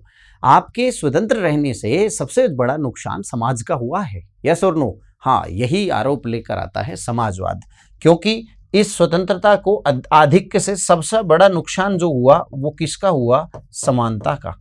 समानता की मांग लेकर व्यक्तिवाद की बुराइयों से निजात पाने के लिए एक विचार आया जिसके केंद्र में वास्तव में क्या था? समाजवाद। ये समाज केंद्र में था, इसी विचार को हम कहते हैं समाजवाद। ऑलराइट, तो समाजवाद क्या कहता है कि व्यक्ति को आपने स्वतंत्र छोड़ दिया, यहां तक ठीक थी, पर इसकी एक बुराई ये हुई कि व्यक्ति क्षमताओं के हिसाब से काम करने लगा। तो एक व्यक्ति तो बहुत अगड़ा हो गया क्योंकि राज्य ने नियंत्रण ढीला कर दिया था, है ना। एक तो बहुत आगे चला गया जिसका संसाधनों पर कब्जा हो गया, वो अमीर अमीर अमीर बनता चला गया। एक बेचारा जो पिस्ता था, वो 2म दर्जे का था, वो और गरीब गरीब होता चला गया। तो समाज में बहुत बुरी स्थिति हो गई। तो पहली मांग तो मैं ये करता हूं कि राज्य जो है ना, राज्य वास्तव में सामाजिक स्वामित्व को बढ़ावा देने वाला होना चाहिए। अर्थात इन्होंने राज्य के स्वामित्व को बढ़ावा दिया या सामाजिक स्वामित्व को बढ़ावा दिया, फ्री या स्वतंत्रता की बात नहीं करता। एक समाजवादी की नजर में राज्य कैसा होगा? जहां राज्य का नियंत्रण आधिक्य होगा। राज्य संस्था जो है वो लगभग देश के सभी उत्पादन हो या वितरण हो, लगभग सभी क्षेत्रों पर अपना नियंत्रण रखे। और दूसरी इनकी मुख्य मांग ये थी कि भाई साहब आप है ना, राज्य नाम की संस्था को आर्थिक क्षेत्र का नियंत्रण भी करना चाहिए। समझ में आया पूरा विचार? यदि समझ में आया है तो आपको क्या करना है आपको पता है। समझ में आया का मतलब पसंद है आपको, और पसंद है तो दिखा दो कि आप लाइक करते हो। मैं कतई नहीं कहूँगा कि आप लाइक करो, अच्छा लगे तो लाइक करो, ठीक है।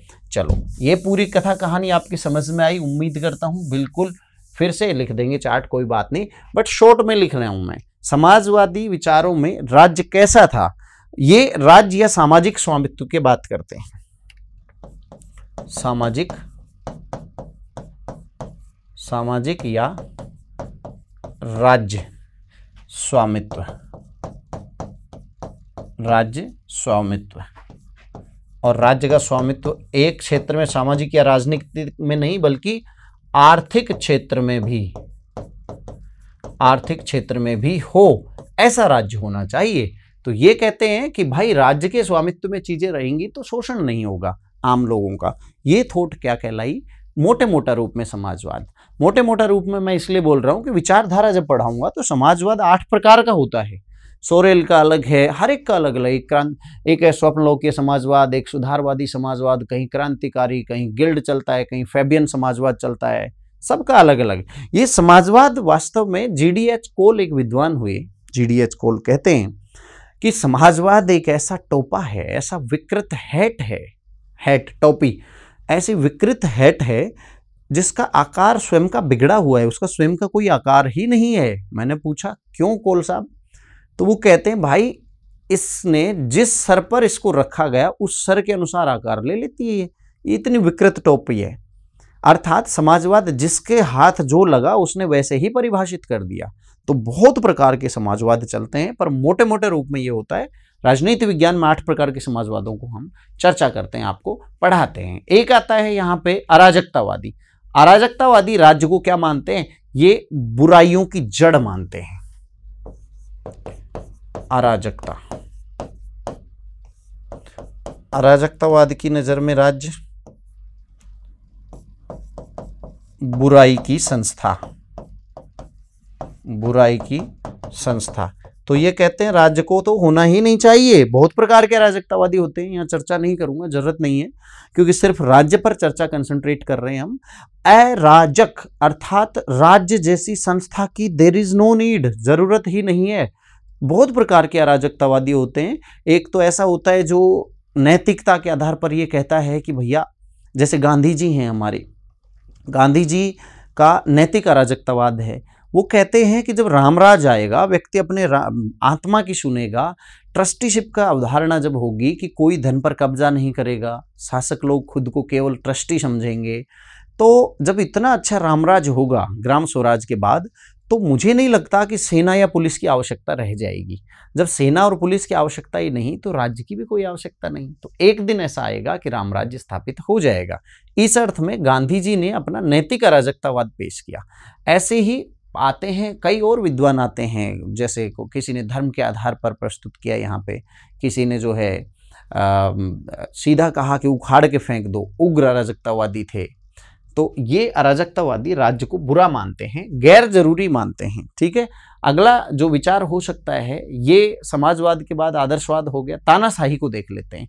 तानाशाही राज्य, वो कहते हैं कि तानाशाही में राज्य एकमात्र उपकरण होता है शासन चलाने का, ऐसा तानाशाही लोग मानते हैं। ठीक है, अब कहोगे तानाशाही क्या है? तानाशाही को आप उदाहरण के तौर पे अपने दिमाग में लाओ हिटलर को।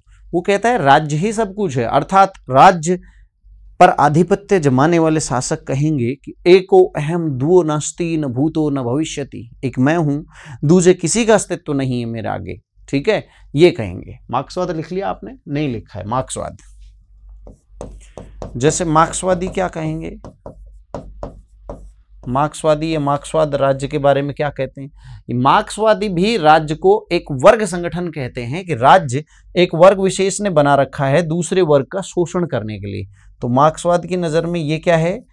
राज्य एक वर्ग संगठन है, वर्ग संगठन है, या फिर किसका है? शोषण का एकमात्र उपकरण है, शोषण का उपकरण है। आपको सारे कंसेप्ट बिल्कुल क्लियर होने चाहिए। नहीं समझ में आए तो मुझे कमेंट करते जाओ, कमेंट करते रहोगे, उनका जवाब आपको समय पे मिलता रहेगा। अब मैं बात करता हूँ व्यवहारवादियों की। व्यवहारवादियों में यथार्थवादी जो लोग थे, और भी कई तरह के आते हैं। व्यवहारवादी इसको एक शक्ति संगठन के रूप में देखते हैं। व्यवहारवादी, प्रश्न आता है सर व्यवहारवाद क्या होता है? व्यवहारवादी, बेटा केवल लिख लो, प्रश्न के पर्सपेक्टिव से लिखवा रहा हूं। व्यवहारवादी भी और यथार्थवादी भी, आगे टॉपिक की मांग होगी, मैं वहां डिटेल्स में पढ़ाऊंगा कि व्यवहारवाद क्या होता है। कक्षा में, क्लास में मैंने आपको समझाया था कि ये व्यवहारवाद की जो संकल्पना है, इसकी शुरुआत आधुनिक दृष्टिकोण में आती है, जब राजनीति पर इन्होंने, इनसे ही आधुनिकता की शुरुआत मानते हैं। राजनीति विज्ञान के आधुनिक दृष्टिकोण की शुरुआत व्यवहारवाद से ही मानी जाती है। असल में इसे एलेक्स द टॉकविल 1834 और 64 में एलेक्स द टाकविल के बाद वाल्टर बेजोट आता है। एलेक्स द टाकविल फ्रांस में एक विद्वान हुए और वाल्टर बेजोट की फिजिक्स एंड पॉलिटिक्स नाम की रचना 1864। उसके बाद धीरे धीरे 1908 में आर्थर बेंटले और ग्राहम वालेस, उसके बाद जो है यहाँ पे चार्ल्स मेरियम 1912 और 1925 में न्यू एस्पेक्ट्स ऑफ पॉलिटिक्स। उसके बाद आता है ग्राहम वालेस के बाद उनका शिष्य आते हैं यहाँ पे, कैटलिन आते हैं, लाशवेल आते हैं और फिर डेविड ईस्टन। तो इतनी एक लंबी पीढ़ी है इसमें विद्वानों की, अलग से टॉपिक होगा वहाँ मैं समझाऊंगा, यहाँ जरूरत नहीं है।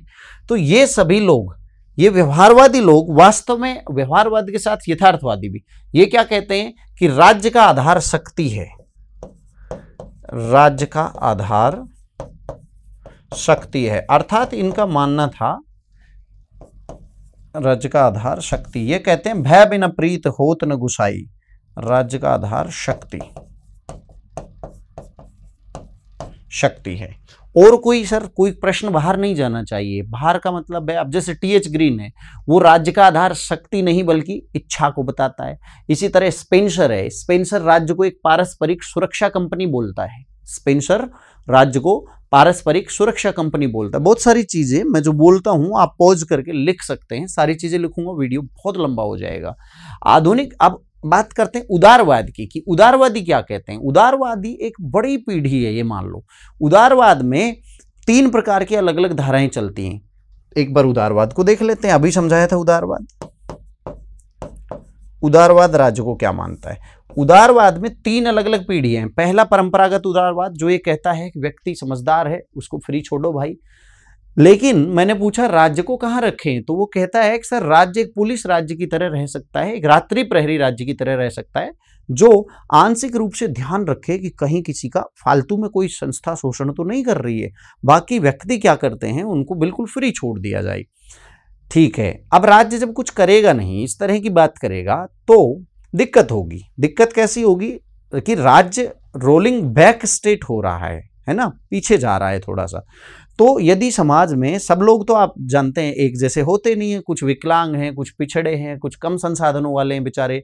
अगर राज्य एक जगह टीले पर ऊपर बैठा सोचता रहे, देखता रहे कि भाई कर लो तुम्हें जो करना है, मैं तो बैठा आराम से, मैं केवल तुम्हारे शोषण, तुम पर आक्रमण होगा या चोर डाकू लुटेरे आएंगे, बस उस स्थिति में आऊंगा, बाकी आप क्या करते हो आर्थिक क्षेत्र में आप करते रहो भाई।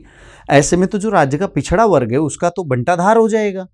अब राज्य के पिछड़े वर्ग के लिए, कल्याण के लिए किसी को तो आगे आना चाहिए ना। इसी का सुधारवादी, आधुनिक विचार, नया वर्जन उदारवाद का है, इसको आधुनिक उदारवाद बोलते हैं या सुधारवादी उदारवाद बोलते हैं। जेएस मिल जैसे विचारक इसमें आते हैं, बहुत सारे विचारक इसमें हैं। वो कहते हैं कि राज्य को कल्याण के लिए तो नियमित करना चाहिए, नियम बनाने चाहिए, कानून बनाने चाहिए। टीएच ग्रीन जैसे व्यक्ति, लोक कल्याणकारी राज्य के, बेंथम, ग्रीन, मिल, ऐसे बहुत सारे विचारक हैं जो कहते हैं कि राज्य को लोक कल्याणकारी राज्य के रूप में काम करना चाहिए, सरकार को नियंत्रण भी करना चाहिए। इसका मतलब उदारवादियों की पहली धारा राज्य को क्या देखती है, तटस्थ रूप में। दूसरी धारा क्या देखती है, लोक कल्याणकारी संस्था के रूप में। ऐसे तीसरी धारा जो आएगी वो कहेगी करे यार रुको, ये है ना लोक कल्याण के नाम पे बड़ा कचरा फैला पड़ा है। मैंने कहा भाई क्या कचरा फैला है मुझे बताओ। बोले सर इनको ही देख लो जो आपकी क्लास ले रहे हैं, इनमें से बहुत सारे ऐसे बच्चे हैं जो वास्तव में बेरोजगारी भत्ता लेते हैं लोक कल्याण के नाम पे। अरे कहीं वृद्धावस्था पेंशन, कहीं विधवा उसकी पेंशन, कहीं किसी की पेंशन। सर इन चीजों से राज्य के ऊपर जो है, या कमाऊ जो लोग हैं जो प्योर कमाकर टैक्स देते हैं, उन पर बर्डन आता है, सर विकास रुकता है। अरे मैं नहीं कह रहा, मुझ पर गुस्सा मत करो भाई, मेरी तरफ से तो तुम लो बेरोजगारी भत्ता, चाहे तो नौकरी के बाद भी लेते रहना, कोई इश्यू नहीं है मुझे। ये वो विचार कह रहा है जो आपके संसाधनों को बेकार नहीं होने देना चाहता। ये जो विचार है ये उदारवाद की तीसरी धारा है। इसको आप क्या कह सकते हो, इसको स्वेच्छातंत्रवाद के साथ आ जाता है। ये कहता है कि राज्य को तो पूरी तरह फ्री छोड़ देना चाहिए, किसी के कल्याण वल्याण पर ध्यान देने की कोई जरूरत नहीं, क्योंकि व्यक्ति स्वभाव से निकम्मा होता है, जितनी मदद करोगे उतना निकम्मा हो जाएगा। तो मैंने पूछा भाई कहना क्या चाहते हो ये बताओ। वो बोला सर देखो, जैसे ब्रिटेन में मार्गरेट थैचर के समय एक विचार चला, थैचरवाद कहते हैं। अमेरिका में रीगनवाद, रोनाल्ड रीगन के समय पर, रीगन है, थैचरवाद है।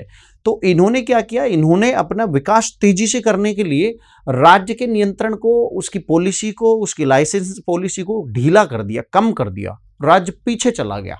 मतलब रोलिंग बैक स्टेट अवधारणा इसको बोलते हैं। तो ये तीसरी धारा कि राज्य का कम से कम नियंत्रण, अत्यधिक स्वतंत्रता, तो ये स्वेच्छातंत्र हो गया एक तरह से। तो अब इससे पूंजीवाद बढ़ा, वैसे देखा जाए तो विकास भी बढ़ा, पर ये उन समाजों में चल सकता था जो समाज बहुत शिक्षित हैं और जहां अमीर गरीब का भेद ज्यादा नहीं है। परंतु उदारवादी क्या मानते हैं, राज्य को 3 अलग अलग धाराएं मानते हैं। क्लियर हुआ? चलो, ऐसे ही अगर मैं बात करूं बहुलवादी, बहुलवादी कहते हैं कि राज्य अन्य समुदायों की तरह एक समुदाय है। यहां पे लिख देता हूं मैं बहुलवाद। बहुलवाद, बेटा वीडियो लंबा हो जाएगा इसलिए मैं थोड़ा सा बोल ज्यादा रहा हूं, लिख कम रहा हूं। राज्य भी एक समुदाय, राज्य भी एक समुदाय है। किन के अनुसार? बहुलवादियों के अनुसार। समझो, बहुलवादी कौन है? बहुलवादी वो हैं जो ये कहते हैं कि इस समाज में बहुत सारे संगठन हैं। बहुलवादी खड़ा है यहाँ पे, वो मुझसे पूछ रहा है कि भाई एक बात बताओ, राज्य क्या करता है? आपने कहा राज्य जनता के कल्याण का काम करता है, राज्य एक ऐसा संगठन है इसलिए उसके पास शक्तियां भी होनी चाहिए, है ना। तो बहुलवादी कहता है, उसका तर्क सुनो। बहुलवादी कहता है कि देखो बंधु, बात ऐसी है, राज्य अकेला व्यक्ति के कल्याण के लिए जिम्मेदार नहीं है।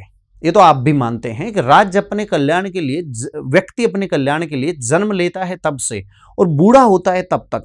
कभी वो दोस्तों के समूह से जुड़ा होता है, कभी स्कूल नामक संस्था से वो जुड़ता है, कभी धार्मिक संस्था से जुड़ता है, किसी सामाजिक संगठन का उसके विकास में योगदान होता है, ऐसे ही राजनीतिक संगठन का भी होता है।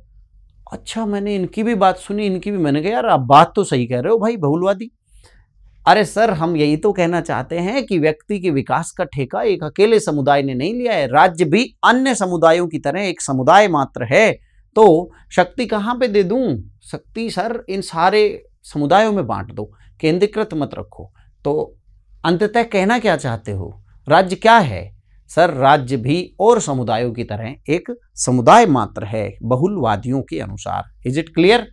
तो समझौतावादी राज्य को एक यंत्र मानते हैं। अगर समझौतावादियों की बात आए तो विकास का एक यंत्र मात्र मानते हैं और कुछ नहीं। भाई नारीवादी अगर पूछें कि नारीवादी क्या मानते हैं, अरे साहब, नारीवादी भी राज्य को एक वर्ग विशेष के हाथों की कठपुतली मानते हैं। नारीवादी, राज्य पुरुष वर्चस्व का यंत्र है, नारीवादी ऐसा कहते हैं। वो तो यहां तक कहते हैं कि सर हो गई पीर पर्वत सी, निकलनी चाहिए एक और गंगा हिमालय से। मैंने कहा निकाल लो, खूब निकाल लो, बाढ़ आ जाएगी एकदम निकालोगे तो। नहीं सर, ये मतलब नहीं है। हम ये कह रहे हैं कि राजनीतिक संस्थाओं को पुनर्परिभाषित करो। ये पुरुषों ने अपने फायदे के लिए इनका गठन किया है, इनका संरचना की है। तो ये बताओ नारीवादियों, आपकी नजर में राज्य क्या है? अरे सर, बड़ा सिंपल है, राज्य पुरुष वर्ग का महिला वर्ग पर शोषण का एक उपकरण है। ये भी इसको वर्ग संयंत्र बोलते हैं। किसके लिए? लैंगिक वर्ग संयंत्र, नारीवादियों के अनुसार। गांधीवादी क्या कहते हैं? गांधीवादी इसे आत्मा रहित मशीन कहते हैं। अराजकतावादी है तो आत्मा रहित मशीन बोलेगा, है ना। तो ये जैसे एक व्यक्ति आता है ग्रामसी, मेरी बातों को पॉज करके आप नोट्स बना लेना, क्योंकि सारी चीजें लिखूंगा तो बहुत बड़ा हो जाएगा। ग्रामसी एक इटली का विद्वान विचारक था, पोस्ट मार्क्सिज्म का समर्थक। वो राज्य को, हेजिमनी शब्द उसके साथ जुड़ा हुआ है ग्रामसी के साथ। वो राज्य को कहता है विचारधारात्मक आधिपत्य संस्था, अर्थात आइडियोलॉजिकल हेजिमनी, विचारधारात्मक आधिपत्य संस्था के रूप में राज्य को मानता है। आधिपत्य या हेजिमनी शब्द आए तो समझ लो यहां पे किसको आपको दिखाना है, केवल ग्रामसी को लिखना है। चलिए आगे बढ़ते हैं। अब बात करते हैं कि राज्य उत्पत्ति के सिद्धांत कितने हैं। अगला जो विचारणीय आपका पहलू हो सकता है वो हो सकता है राज्य उत्पत्ति के, लिख लीजिए, राज्य उत्पत्ति सिद्धांत। बेटा हर एक स्लाइड से ध्यान दें, हर एक चार्ट से, बोर्ड से जो लिखा है उससे प्रश्न बना है, सीधा सीधा second grade SST first grade में सीधा प्रश्न बना है, आपको ध्यान से नोट्स बनाने। राज्य उत्पत्ति के सिद्धांतों में बहुत सारे सिद्धांत चलते हैं, जैसे सबसे पहले दैव उत्पत्ति सिद्धांत। दैव उत्पत्ति सिद्धांत, दैव्य या दैवीय उत्पत्ति सिद्धांत। दैवीय उत्पत्ति सिद्धांत कौन समर्थन करता है? बहुत सारे लोग इसका समर्थन करते हैं। मैं अगर ब्रिटेन की बात करूं तो जेम्स प्रथम था उसका राजा, वो इसका समर्थन करता था। एक फिल्मर था जिसने पैट्रियार्की नाम की किताब लिखी, तो वो भी इसका समर्थन करता था। जेम्स प्रथम। दूसरा है फिल्मर। भारत में भी बहुत सारे विद्वान हैं, जैसे दैवीय उत्पत्ति सिद्धांतों की मैं बात करूं तो मनु ने दैवीय उत्पत्ति बताई है राज्य की। ऐसे ही आपके शुक्र ने भी यही बताई है, शुक्राचार्य ने। बृहस्पति ने भी यही बताई है, उसने भी यही बताई है। इसके अलावा आपका चाणक्य आता है। कई बार बच्चे पूछते हैं सर कौटिल्य जो है इसका बताओ। चाणक्य ने इसकी, देखो चाणक्य दोनों का समर्थन करता है। चाणक्य समझौता की बात भी करता है। चाणक्य ये कहता है कि राज्य व्यक्तियों के कल्याण के लिए बनाया गया है, तो समझौते से उत्पन्न भी कहता है। और वो राजा को देवता मानता है कि राजा पृथ्वी पर देवता का अंश होता है। तो उसके विचारों में मुझे दोनों देखने को मिलते हैं, दैवीय उत्पत्ति और समझौता सिद्धांत। जहां तक प्रशासन की बात है, समझौता की तरफ चला जाता है, और बात है अल्टीमेट सत्ता या राजा की, तो वो दैवीय उत्पत्ति के सिद्धांत का समर्थन करता है। समय ज़्यादा तो नहीं हुआ है, अभी 5 मिनट और इसको फटाफट बताते हैं। ऐसे ही आपका आता है मनु है, गीता में भी यही है, गीता में भी इसी को अपनाया गया है। गीता भी कहती है कि दैवीय सत्ता से ही राज्य बनते हैं, अस्तित्व इसीलिए। पितृसत्तात्मक राज्य कौन, जैसे सर हेनरी मैन इसके समर्थक हैं।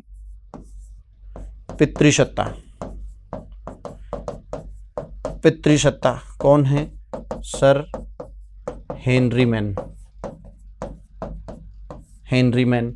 ऐसे ही आपका पितृसत्ता के अलावा एक और सिद्धांत चलता है,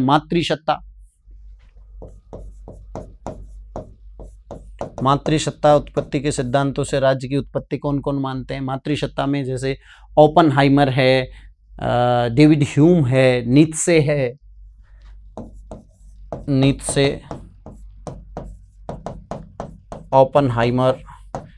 ओपनहाइमर वही है जिसने, आपने एक मूवी देखी होगी पिछले दिनों आई थी परमाणु बम की। हाँ, ओपनहाइमर है, नीत्शे है, ह्यूम। अब एक तरह का सिद्धांत और चलता है कि भाई राज्य बना है समझौता से, तो इसको कहते हैं सामाजिक समझौता सिद्धांत, कि राज्य की उत्पत्ति कुछ नहीं, समाज ने एक समझौता किया अपनी, किसी ने सुरक्षा के लिए, किसी ने विकास के लिए, तो अपनी आवश्यकताओं को पूरी करने के लिए समझौता किया। इस समझौता में 3 विचारक आते हैं, आपने खूब पढ़े होंगे। इसमें आता है आपका हॉब्स, लॉक और रूसो। आगे भी इनका समर्थन कई विद्वानों ने किया है। हॉब्स, लॉक और रूसो, डिटेल्स में आगे इनको अलग अलग पढ़ाना है, इसलिए बस शॉर्ट में एक प्रश्न दे रहा हूं इस स्क्रीन पर। ये तुलना, यहाँ पे आपका कूट मिलान में प्रश्न आ सकता है, इसलिए इन फैक्ट को मैं यहाँ पे लिखवा रहा हूँ। एक और सिद्धांत चलता है ऐतिहासिक विकासवाद का सिद्धांत, कि ये कहते हैं कि राज्य ने धीरे धीरे अपने आप को, पहले समुदाय बना, फिर समूह से ऐसे बनता आया। ऐतिहासिक विकास सिद्धांत, ऐतिहासिक विकास सिद्धांत। भाई समर्थक कौन है? एक तो वाल्टर बेजोट हैं अपने इसके समर्थक, दूसरा मैक्सी है, गार्नर हैं। वाल्टर बेजोट, मैक्सी,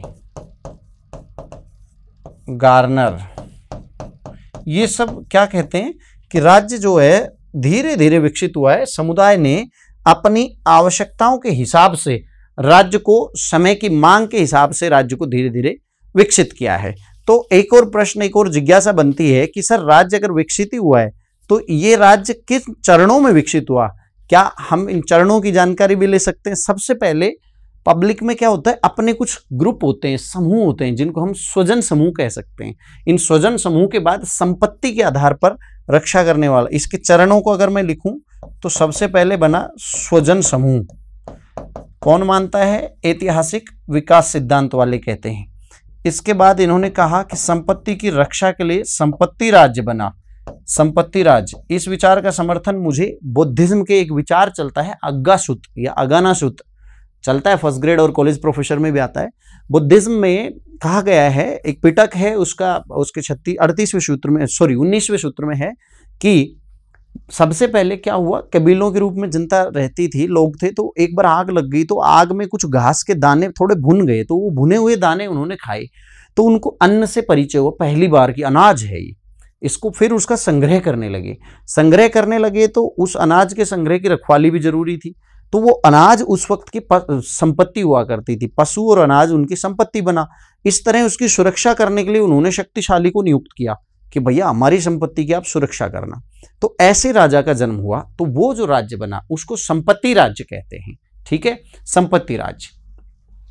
संपत्ति राज्य के बाद कौन आता है? संपत्ति राज्य के बाद आता है रीति रिवाज। रीति रिवाज के आधार पर जैसे कबीले होते थे, उनका अलग अलग राज्य बना। रीति रिवाज के बाद इस चरण में कौन सा आता है? इसके बाद आता है आपका शक्ति राज्य। फिर मध्यकाल ईशा सदी जब आई, वहां के आसपास उस संपत्ति को लूटने के लिए शक्तिशाली बाहर निकलने लगे और शक्ति के आधार पर राज्यों का गठन होने लगा, शक्ति राज्य। और ये कहते हैं, ऐतिहासिक विकास का सिद्धांत बताने वाले लोग कहते हैं कि अंत में आज जो आप राज्य का रूप देख रहे हैं, ये नागरिकता के आधार पर राज्य बने हैं। किसके आधार पर? नागरिकता के आधार पर। तो ये इनके विकास के चरण हैं। कितने चरण बताए? 5 चरणों में इन्होंने विकास बताया राज्य का। अब प्रश्न आता है कि सर ये तो आपने विकास को बता दिया, राज्य के टोटल प्रकार कितने होते हैं, क्या उन पर भी कहीं चर्चा की जा सकती है? बहुत छोटा सा पॉइंट है, 1-2 मिनट में इसको समझा देता हूं। देखो, आज जो चलता है, 2 प्रचलित नाम आते हैं, जैसे एक आता है विफल राज्य, एक आता है परिधि राज्य, एक आता है दुष्ट राज्य, एक आता है राष्ट्र राज्य। तो ये क्या होते हैं? राष्ट्र राज्य की अवधारणा बहुत बड़ी है, अलग से वीडियो बनाऊंगा। सांस्कृतिक तत्वों के आधार पर या एक पहचान के आधार पर, सांस्कृतिक पहचान के आधार पर बनने वाले राज्य को राष्ट्र राज्य या नेशन स्टेट कहते हैं। दुष्ट राज्य क्या है? दुष्ट राज्य एक शब्दावली है जो सबसे पहले 1955 में रीगन प्रशासन ने, रोनाल्ड रीगन वास्तव में अमेरिका के राष्ट्रपति थे, उन्होंने यूएसएसआर यानी रूस के लिए दुष्ट राज्य शब्द का इस्तेमाल किया था। कब किया? 1955 में, ध्यान रखें। इसके बाद ये दुष्ट राज्य जो शब्दावली है, इसे 9/11 के हमले के बाद जॉर्ज डब्ल्यू बुश ने एक्सेस ऑफ एविल नाम से इस्तेमाल किया और उन्होंने 3 राज्यों को दुष्ट राज्य कहा, इराक को, ईरान को और उत्तरी कोरिया को। ध्यान रखें, एक्सेस ऑफ एविल, दुष्ट राज्यों की धुरी। 9/11 के हमले के बाद राष्ट्रपति जॉर्ज डब्ल्यू बुश ने इराक, ईरान और उत्तरी कोरिया को दुष्ट राज्य कहा। ठीक है, वैसे अब आता है विफल राज्य की श्रेणी। विफल राज्य की श्रेणी राजनीति विज्ञानियों की दुनिया में एक श्रेणी बना दिया गया है जिनकी व्यवस्था बिखर जाती है। चाहे जैसे अफगानिस्तान एक विफल राष्ट्र है, वहां कोई राष्ट्र नहीं है, वास्तव में वो राज्य की परिभाषा पर भी नहीं है अफगानिस्तान। जैसे सीरिया एक विफल राष्ट्र है क्योंकि उसकी पूरी की पूरी व्यवस्था बिखर चुकी है, ना तो वहाँ कानूनी व्यवस्था है, ना पारंपरिक किसी भी आधार पर वहाँ व्यवस्था है ही नहीं। ऐसे राज्य को क्या कहते हैं? विफल राष्ट्र। तो मैं आपसे पूछता हूँ कि पाकिस्तान में आर्मी का दखल बहुत ज़्यादा होता है, वहाँ संप्रदाय भी, धर्म भी बहुत हावी होता है। तो पाकिस्तान की स्थिति देखकर आपको लगता है क्या कि पाकिस्तान आज नहीं तो कल एक विफल राष्ट्र बन जाएगा? बहुत जल्दबाजी में विचार बिल्कुल नहीं करें, बड़ा गंभीर विचार है, धीरे धीरे करेंगे। ये थी विफल राज्य की श्रेणी। अगला राज्य जो आता है, अगला राज्य आता है, जैसे मैं यहाँ एक टर्मिनोलॉजी का इस्तेमाल करूंगा, लिख लें तो ज़्यादा बेहतर होगा उसको। इन नामों को मैं लिखवा ही देता हूँ, है ना, 2-3 नाम है बस। राज्य के वर्तमान प्रचलित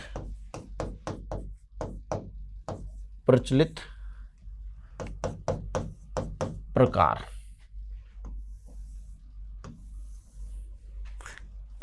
सबसे पहला कल्याणकारी राज्य। भाई कल्याणकारी राज्य कौन होता है?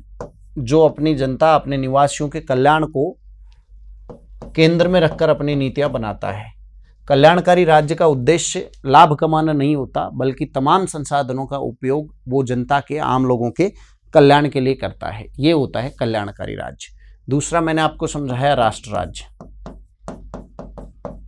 राष्ट्र राज्य पर मैं बार बार कह रहा हूं अलग से वीडियो बनाऊंगा, अभी इसकी जरूरत नहीं है। वेस्टफेलिया संधि के बाद राष्ट्र राज्य की अवधारणा आई। ये पश्चिम की राष्ट्र राज्य अवधारणा है। भारतीय राष्ट्र राज्य इससे किस अर्थ में भिन्न है, अलग से हम चर्चा करेंगे। अब आता है दुष्ट राज्य। दुष्ट राज्य, दुष्ट राज्य वो होता है असल में जो अपने हितों को साधने के लिए, जो अपने हितों को साधने के लिए अन्यों को या अन्यों के हितों की क्या करता है? अवहेलना। अन्यों के हितों की अवहेलना। बस बहुत छोटा सा वीडियो है, 2 मिनट में समाप्त हो जाएगा। अवहेलना करता है। अब मैं एक उदाहरण देता हूं आपको, ध्यान से समझना। अंकल सैम को जानते हैं? अरे अमेरिका के लिए अंकल सैम का नाम इस्तेमाल होता है दोस्तों। वास्तव में वो एक ऐसा राज्य है, उन्हीं के एक विद्वान हुए नॉम चॉम्स्की, आगे चल के मैं बताऊंगा, अगले बिंदु लिखवाऊंगा। उसने वास्तव में अपने ही देश को दुष्ट राज्य कहा। नॉम चॉम्स्की ने दुष्ट राज्य कहा। उनकी एक पुस्तक आई थी 2006 में। उस किताब में वो दुष्ट राज्य कहते हैं, उसको फेल्ड स्टेट भी कहते हैं, दुष्ट राज्य भी कहते हैं, दोनों शब्द इस्तेमाल करते हैं नॉम चॉम्स्की। ये एक ऐसा राज्य होता है दुष्ट राज्य जो अपने हितों के लिए कहीं भी किसी के भी कान में उंगली करने पहुंच जाता है। आप देखिए ना, अमेरिका अफगानिस्तान में आया, अफगानिस्तान में छेड़कर चला गया, अफगानिस्तान का बंटाधार करवा दिया। अफगानिस्तान के अलावा वियतनाम में आया, वियतनाम में अपने हितों को साधने के लिए कभी वो मध्य पूर्व में पहुंच जाता है तो कभी इजराइल फलस्तीन को लड़वाता है। ये अंकल सैम यानी अमेरिका हमेशा अपने हितों को, अरे कौन सा हित है गुरुजी? भाई उसका अगर लड़ाई होती रहेगी, लाठी भाटा जंग होता रहेगा तो उसके हथियार बिकते रहेंगे। अपने हथियार बाजार या उस एक्सेस जो वहां राजनेताओं, हथियार निर्माता, उद्योगों के बीच हो गया है, वहां राजनीति और उद्योगों का जो गठजोड़ चलता है, बाजार का जो गठजोड़ चलता है, उसको हित पहुंचाने के लिए, उसके हितों को सुरक्षित रखने के लिए वो कुछ भी करता रहता है। देखिए ना उसने क्या किया, वहां जैविक हथियारों के नाम पर इराक पर हमला बोल दिया। आपको बता दूं कि बाद में संयुक्त राष्ट्र संघ के एक पैनल ने, एक गठित समिति ने यह पाया कि यह आरोप निराधार था। वहां सद्दाम हुसैन के पास कोई जैविक और रासायनिक हथियार नहीं थे, तो भी उस दुष्ट स्टेट ने यानी अमेरिका ने केवल जैविक ईंधन पर अपनी नजर गड़ाई और उस वक्त उसके पेट्रोलियम पर उसकी निगाह थी और वो हासिल करने के लिए और सद्दाम हुसैन की हत्या के साथ साथ उस युद्ध में झोंक दिया। खाड़ी युद्ध तो दोनों आपको याद ही होंगे। ये होता है दुष्ट स्टेट। तो अमेरिका इस कैटेगरी में नॉम चॉम्स्की के अनुसार, वो उन्हीं का एक प्रोफेसर है, ठीक है। एविल, एक्सेस ऑफ एविल क्या है? दुष्ट राज्यों की धुरी। ये जो शब्दावली है ये किसने इस्तेमाल की? जॉर्ज बुश ने 9/11 के हमले के बाद, 9/11 के हमले के बाद इसमें कौन लोग बताए? 3 देशों को उसने इसमें शामिल बताया। पहला उसने बताया ईरान, दूसरा इराक और तीसरा बताया उत्तरी कोरिया। और तीनों को उनका नामो निशान मिटाने की उसने ठान ली। तो ये शब्दावली दुष्ट राज्यों की ध्रुव, ये प्रश्न आया है, कई बार पूछा गया प्रश्न है, मैं कह रहा हूं हर एग्जाम में लगभग पॉलिटिकल साइंस के में इसको पूछ लेते हैं, आईआर सेगमेंट में, अंतरराष्ट्रीय राजनीति के सेगमेंट में। फिर आता है विफल राज्य। विफल राज्य मैंने लिखवा दिया? नहीं लिखवाया है। विफल राज्य, विफल राज्य मैंने कहा जिसकी व्यवस्था बिखर चुकी हो, व्यवस्था बिखर गई या बिखरी हो, बस यहीं तक लिख देता हूं। जैसे उदाहरण के तौर पे सीरिया, जैसे सियरा लियोन, जैसे अफगानिस्तान, अफगानिस्तान, ये सब क्या है, जहां व्यवस्था पूरी तरह चौपट होती है, उनको कहते हैं हर क्षेत्र में विफल सरकार, हर क्षेत्र में विफल राज्य। तो 2006 में मैं कह रहा था नॉम चॉम्स्की, ये फेलियर स्टेट जो है, और कुछ नाम है, 2-3 नाम और लिखवा दूं बस। 2006 में नॉम चॉम्स्की, नॉम चॉम्स्की ने अपने ही देश अमेरिका को दुष्ट स्टेट और फेल स्टेट कहा,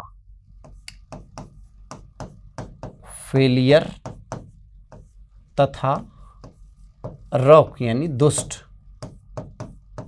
दुष्ट राज्य कहा। बहुत बढ़िया बात है, प्रोफेसर साहब को शाबाशी, सच कहने वाले कुछ एक कड़वे प्रोफेसर होते हैं, बहुत अच्छी बात है। एक होता है परिधि राज्य, एक होता है कमजोर राज्य, नरम राज्य, अति विकसित राज्य, विकसित राज्य, बहुत सारे प्रकार होते हैं। नरम राज्य, सॉफ्ट स्टेट, नरम राज्य, परिधि राज्य, परिधीय राज्य, है ना। ये सारे आपको मिल जाएंगे नोट्स में, एप्लीकेशन पर सारी चीजें, पर एक बार एक शब्द में सुन लो। नरम राज्य मतलब ऐसा राज्य होता है जहां सॉफ्ट पावर बहुत ज्यादा होती है, जो अपनी सैनिक ताकत पर ध्यान न देके रचनात्मक सृजनात्मक शक्ति को केंद्र में रखता है, उस राज्य को हम कहते हैं नरम राज्य। इसी तरह परिधि राज्य, दो एक संकल्पना चलती है, परिधि और केंद्र, अर्थात पूरे विश्व व्यवस्था के केंद्र में जो होते हैं, जो शक्तिशाली लोग होते हैं, आर्थिक स्थिति से भी और कूटनीति और अन्य पर्सपेक्टिव में भी, वो होते हैं विकास के केंद्र में या विश्व व्यवस्था के केंद्र राज्य। और अक्सर कम विकसित या पिछड़े राज्यों के लिए परिधीय राज्य की अवधारणा दी जाती है। परिधि, वालेस्टीन ने यह अवधारणा दी थी। आगे बारीकी से इन चीजों की चर्चा करूंगा, लेकिन सभी लोग एक बात का ध्यान दें, यहां पे मैं वापस ले चलता हूं आपको पहले बिंदु पर कि आज के, देखो सारे बच्चे ध्यान दें, सारे साथी लोग ध्यान दें, आज के इस टॉपिक में हमने क्या क्या परिचर्चा की, जानने से पहले इसको जरूर ध्यान दें। हमने राज्य की अवधारणा की विवेचना की, और इस अवधारणा में हमने ये बताया कि भाई आजकल जो है, आजकल तो केवल स्वीकृत जो भी इसका रूप हो गया है उस पर और उसमें क्या समस्याएं आती है। हायर एजुकेशन में केवल इसको पढ़ा जाता है, बाकी स्कूल एजुकेशन या डिटेल्स में जब आप पढ़ते हो तो राज्य उत्पत्ति की अवधारणा के दोनों विचारों को देखते हैं, परंपरागत भी और आधुनिक की, कि उसकी उत्पत्ति कैसे हुई, उसके तत्व क्या क्या हैं, उसका स्वरूप क्या है, उसमें सिद्धांत कौन से हैं, उसका विकास कैसे हुआ, उसकी उपयोगिता कैसे है, इन सबको देखते हुए हम आगे बढ़ते हैं।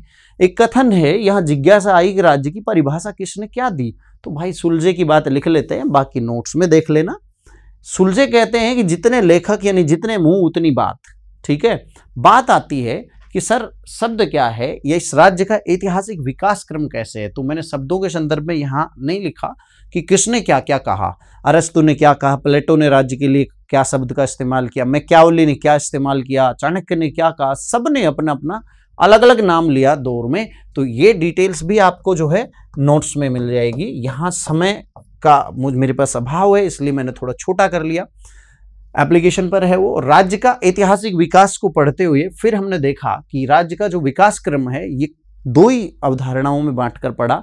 परंपरागत रूप से सबसे पहले कबीला, फिर प्राचीन, फिर यूनानी, साम्राज्यवादी अवधारणा, सामंती, आधुनिक और विश्व राज्य के बाद हम आधुनिक विचार से परिचित होते हैं, और वो हमें बताता है कि राज्य सबसे पहले कानूनी संस्था के रूप में निकलकर सामने आया था। फिर राष्ट्र राज्य की अवधारणा दूसरे नंबर पर आती है। तीसरे नंबर पर सरकार राज्य, या ये जो पदानुक्रम या फिर हायरार्की स्टेट जो होता है आजकल जो चल रहे हैं वो आया। और अंत में राज्य राजतंत्र या पॉलिटी स्टेट की अवधारणा को मान्यता मिलने लगी है, जिसके विचारक डेविड हेल्ड, एंड्रू हेविड इत्यादि हैं।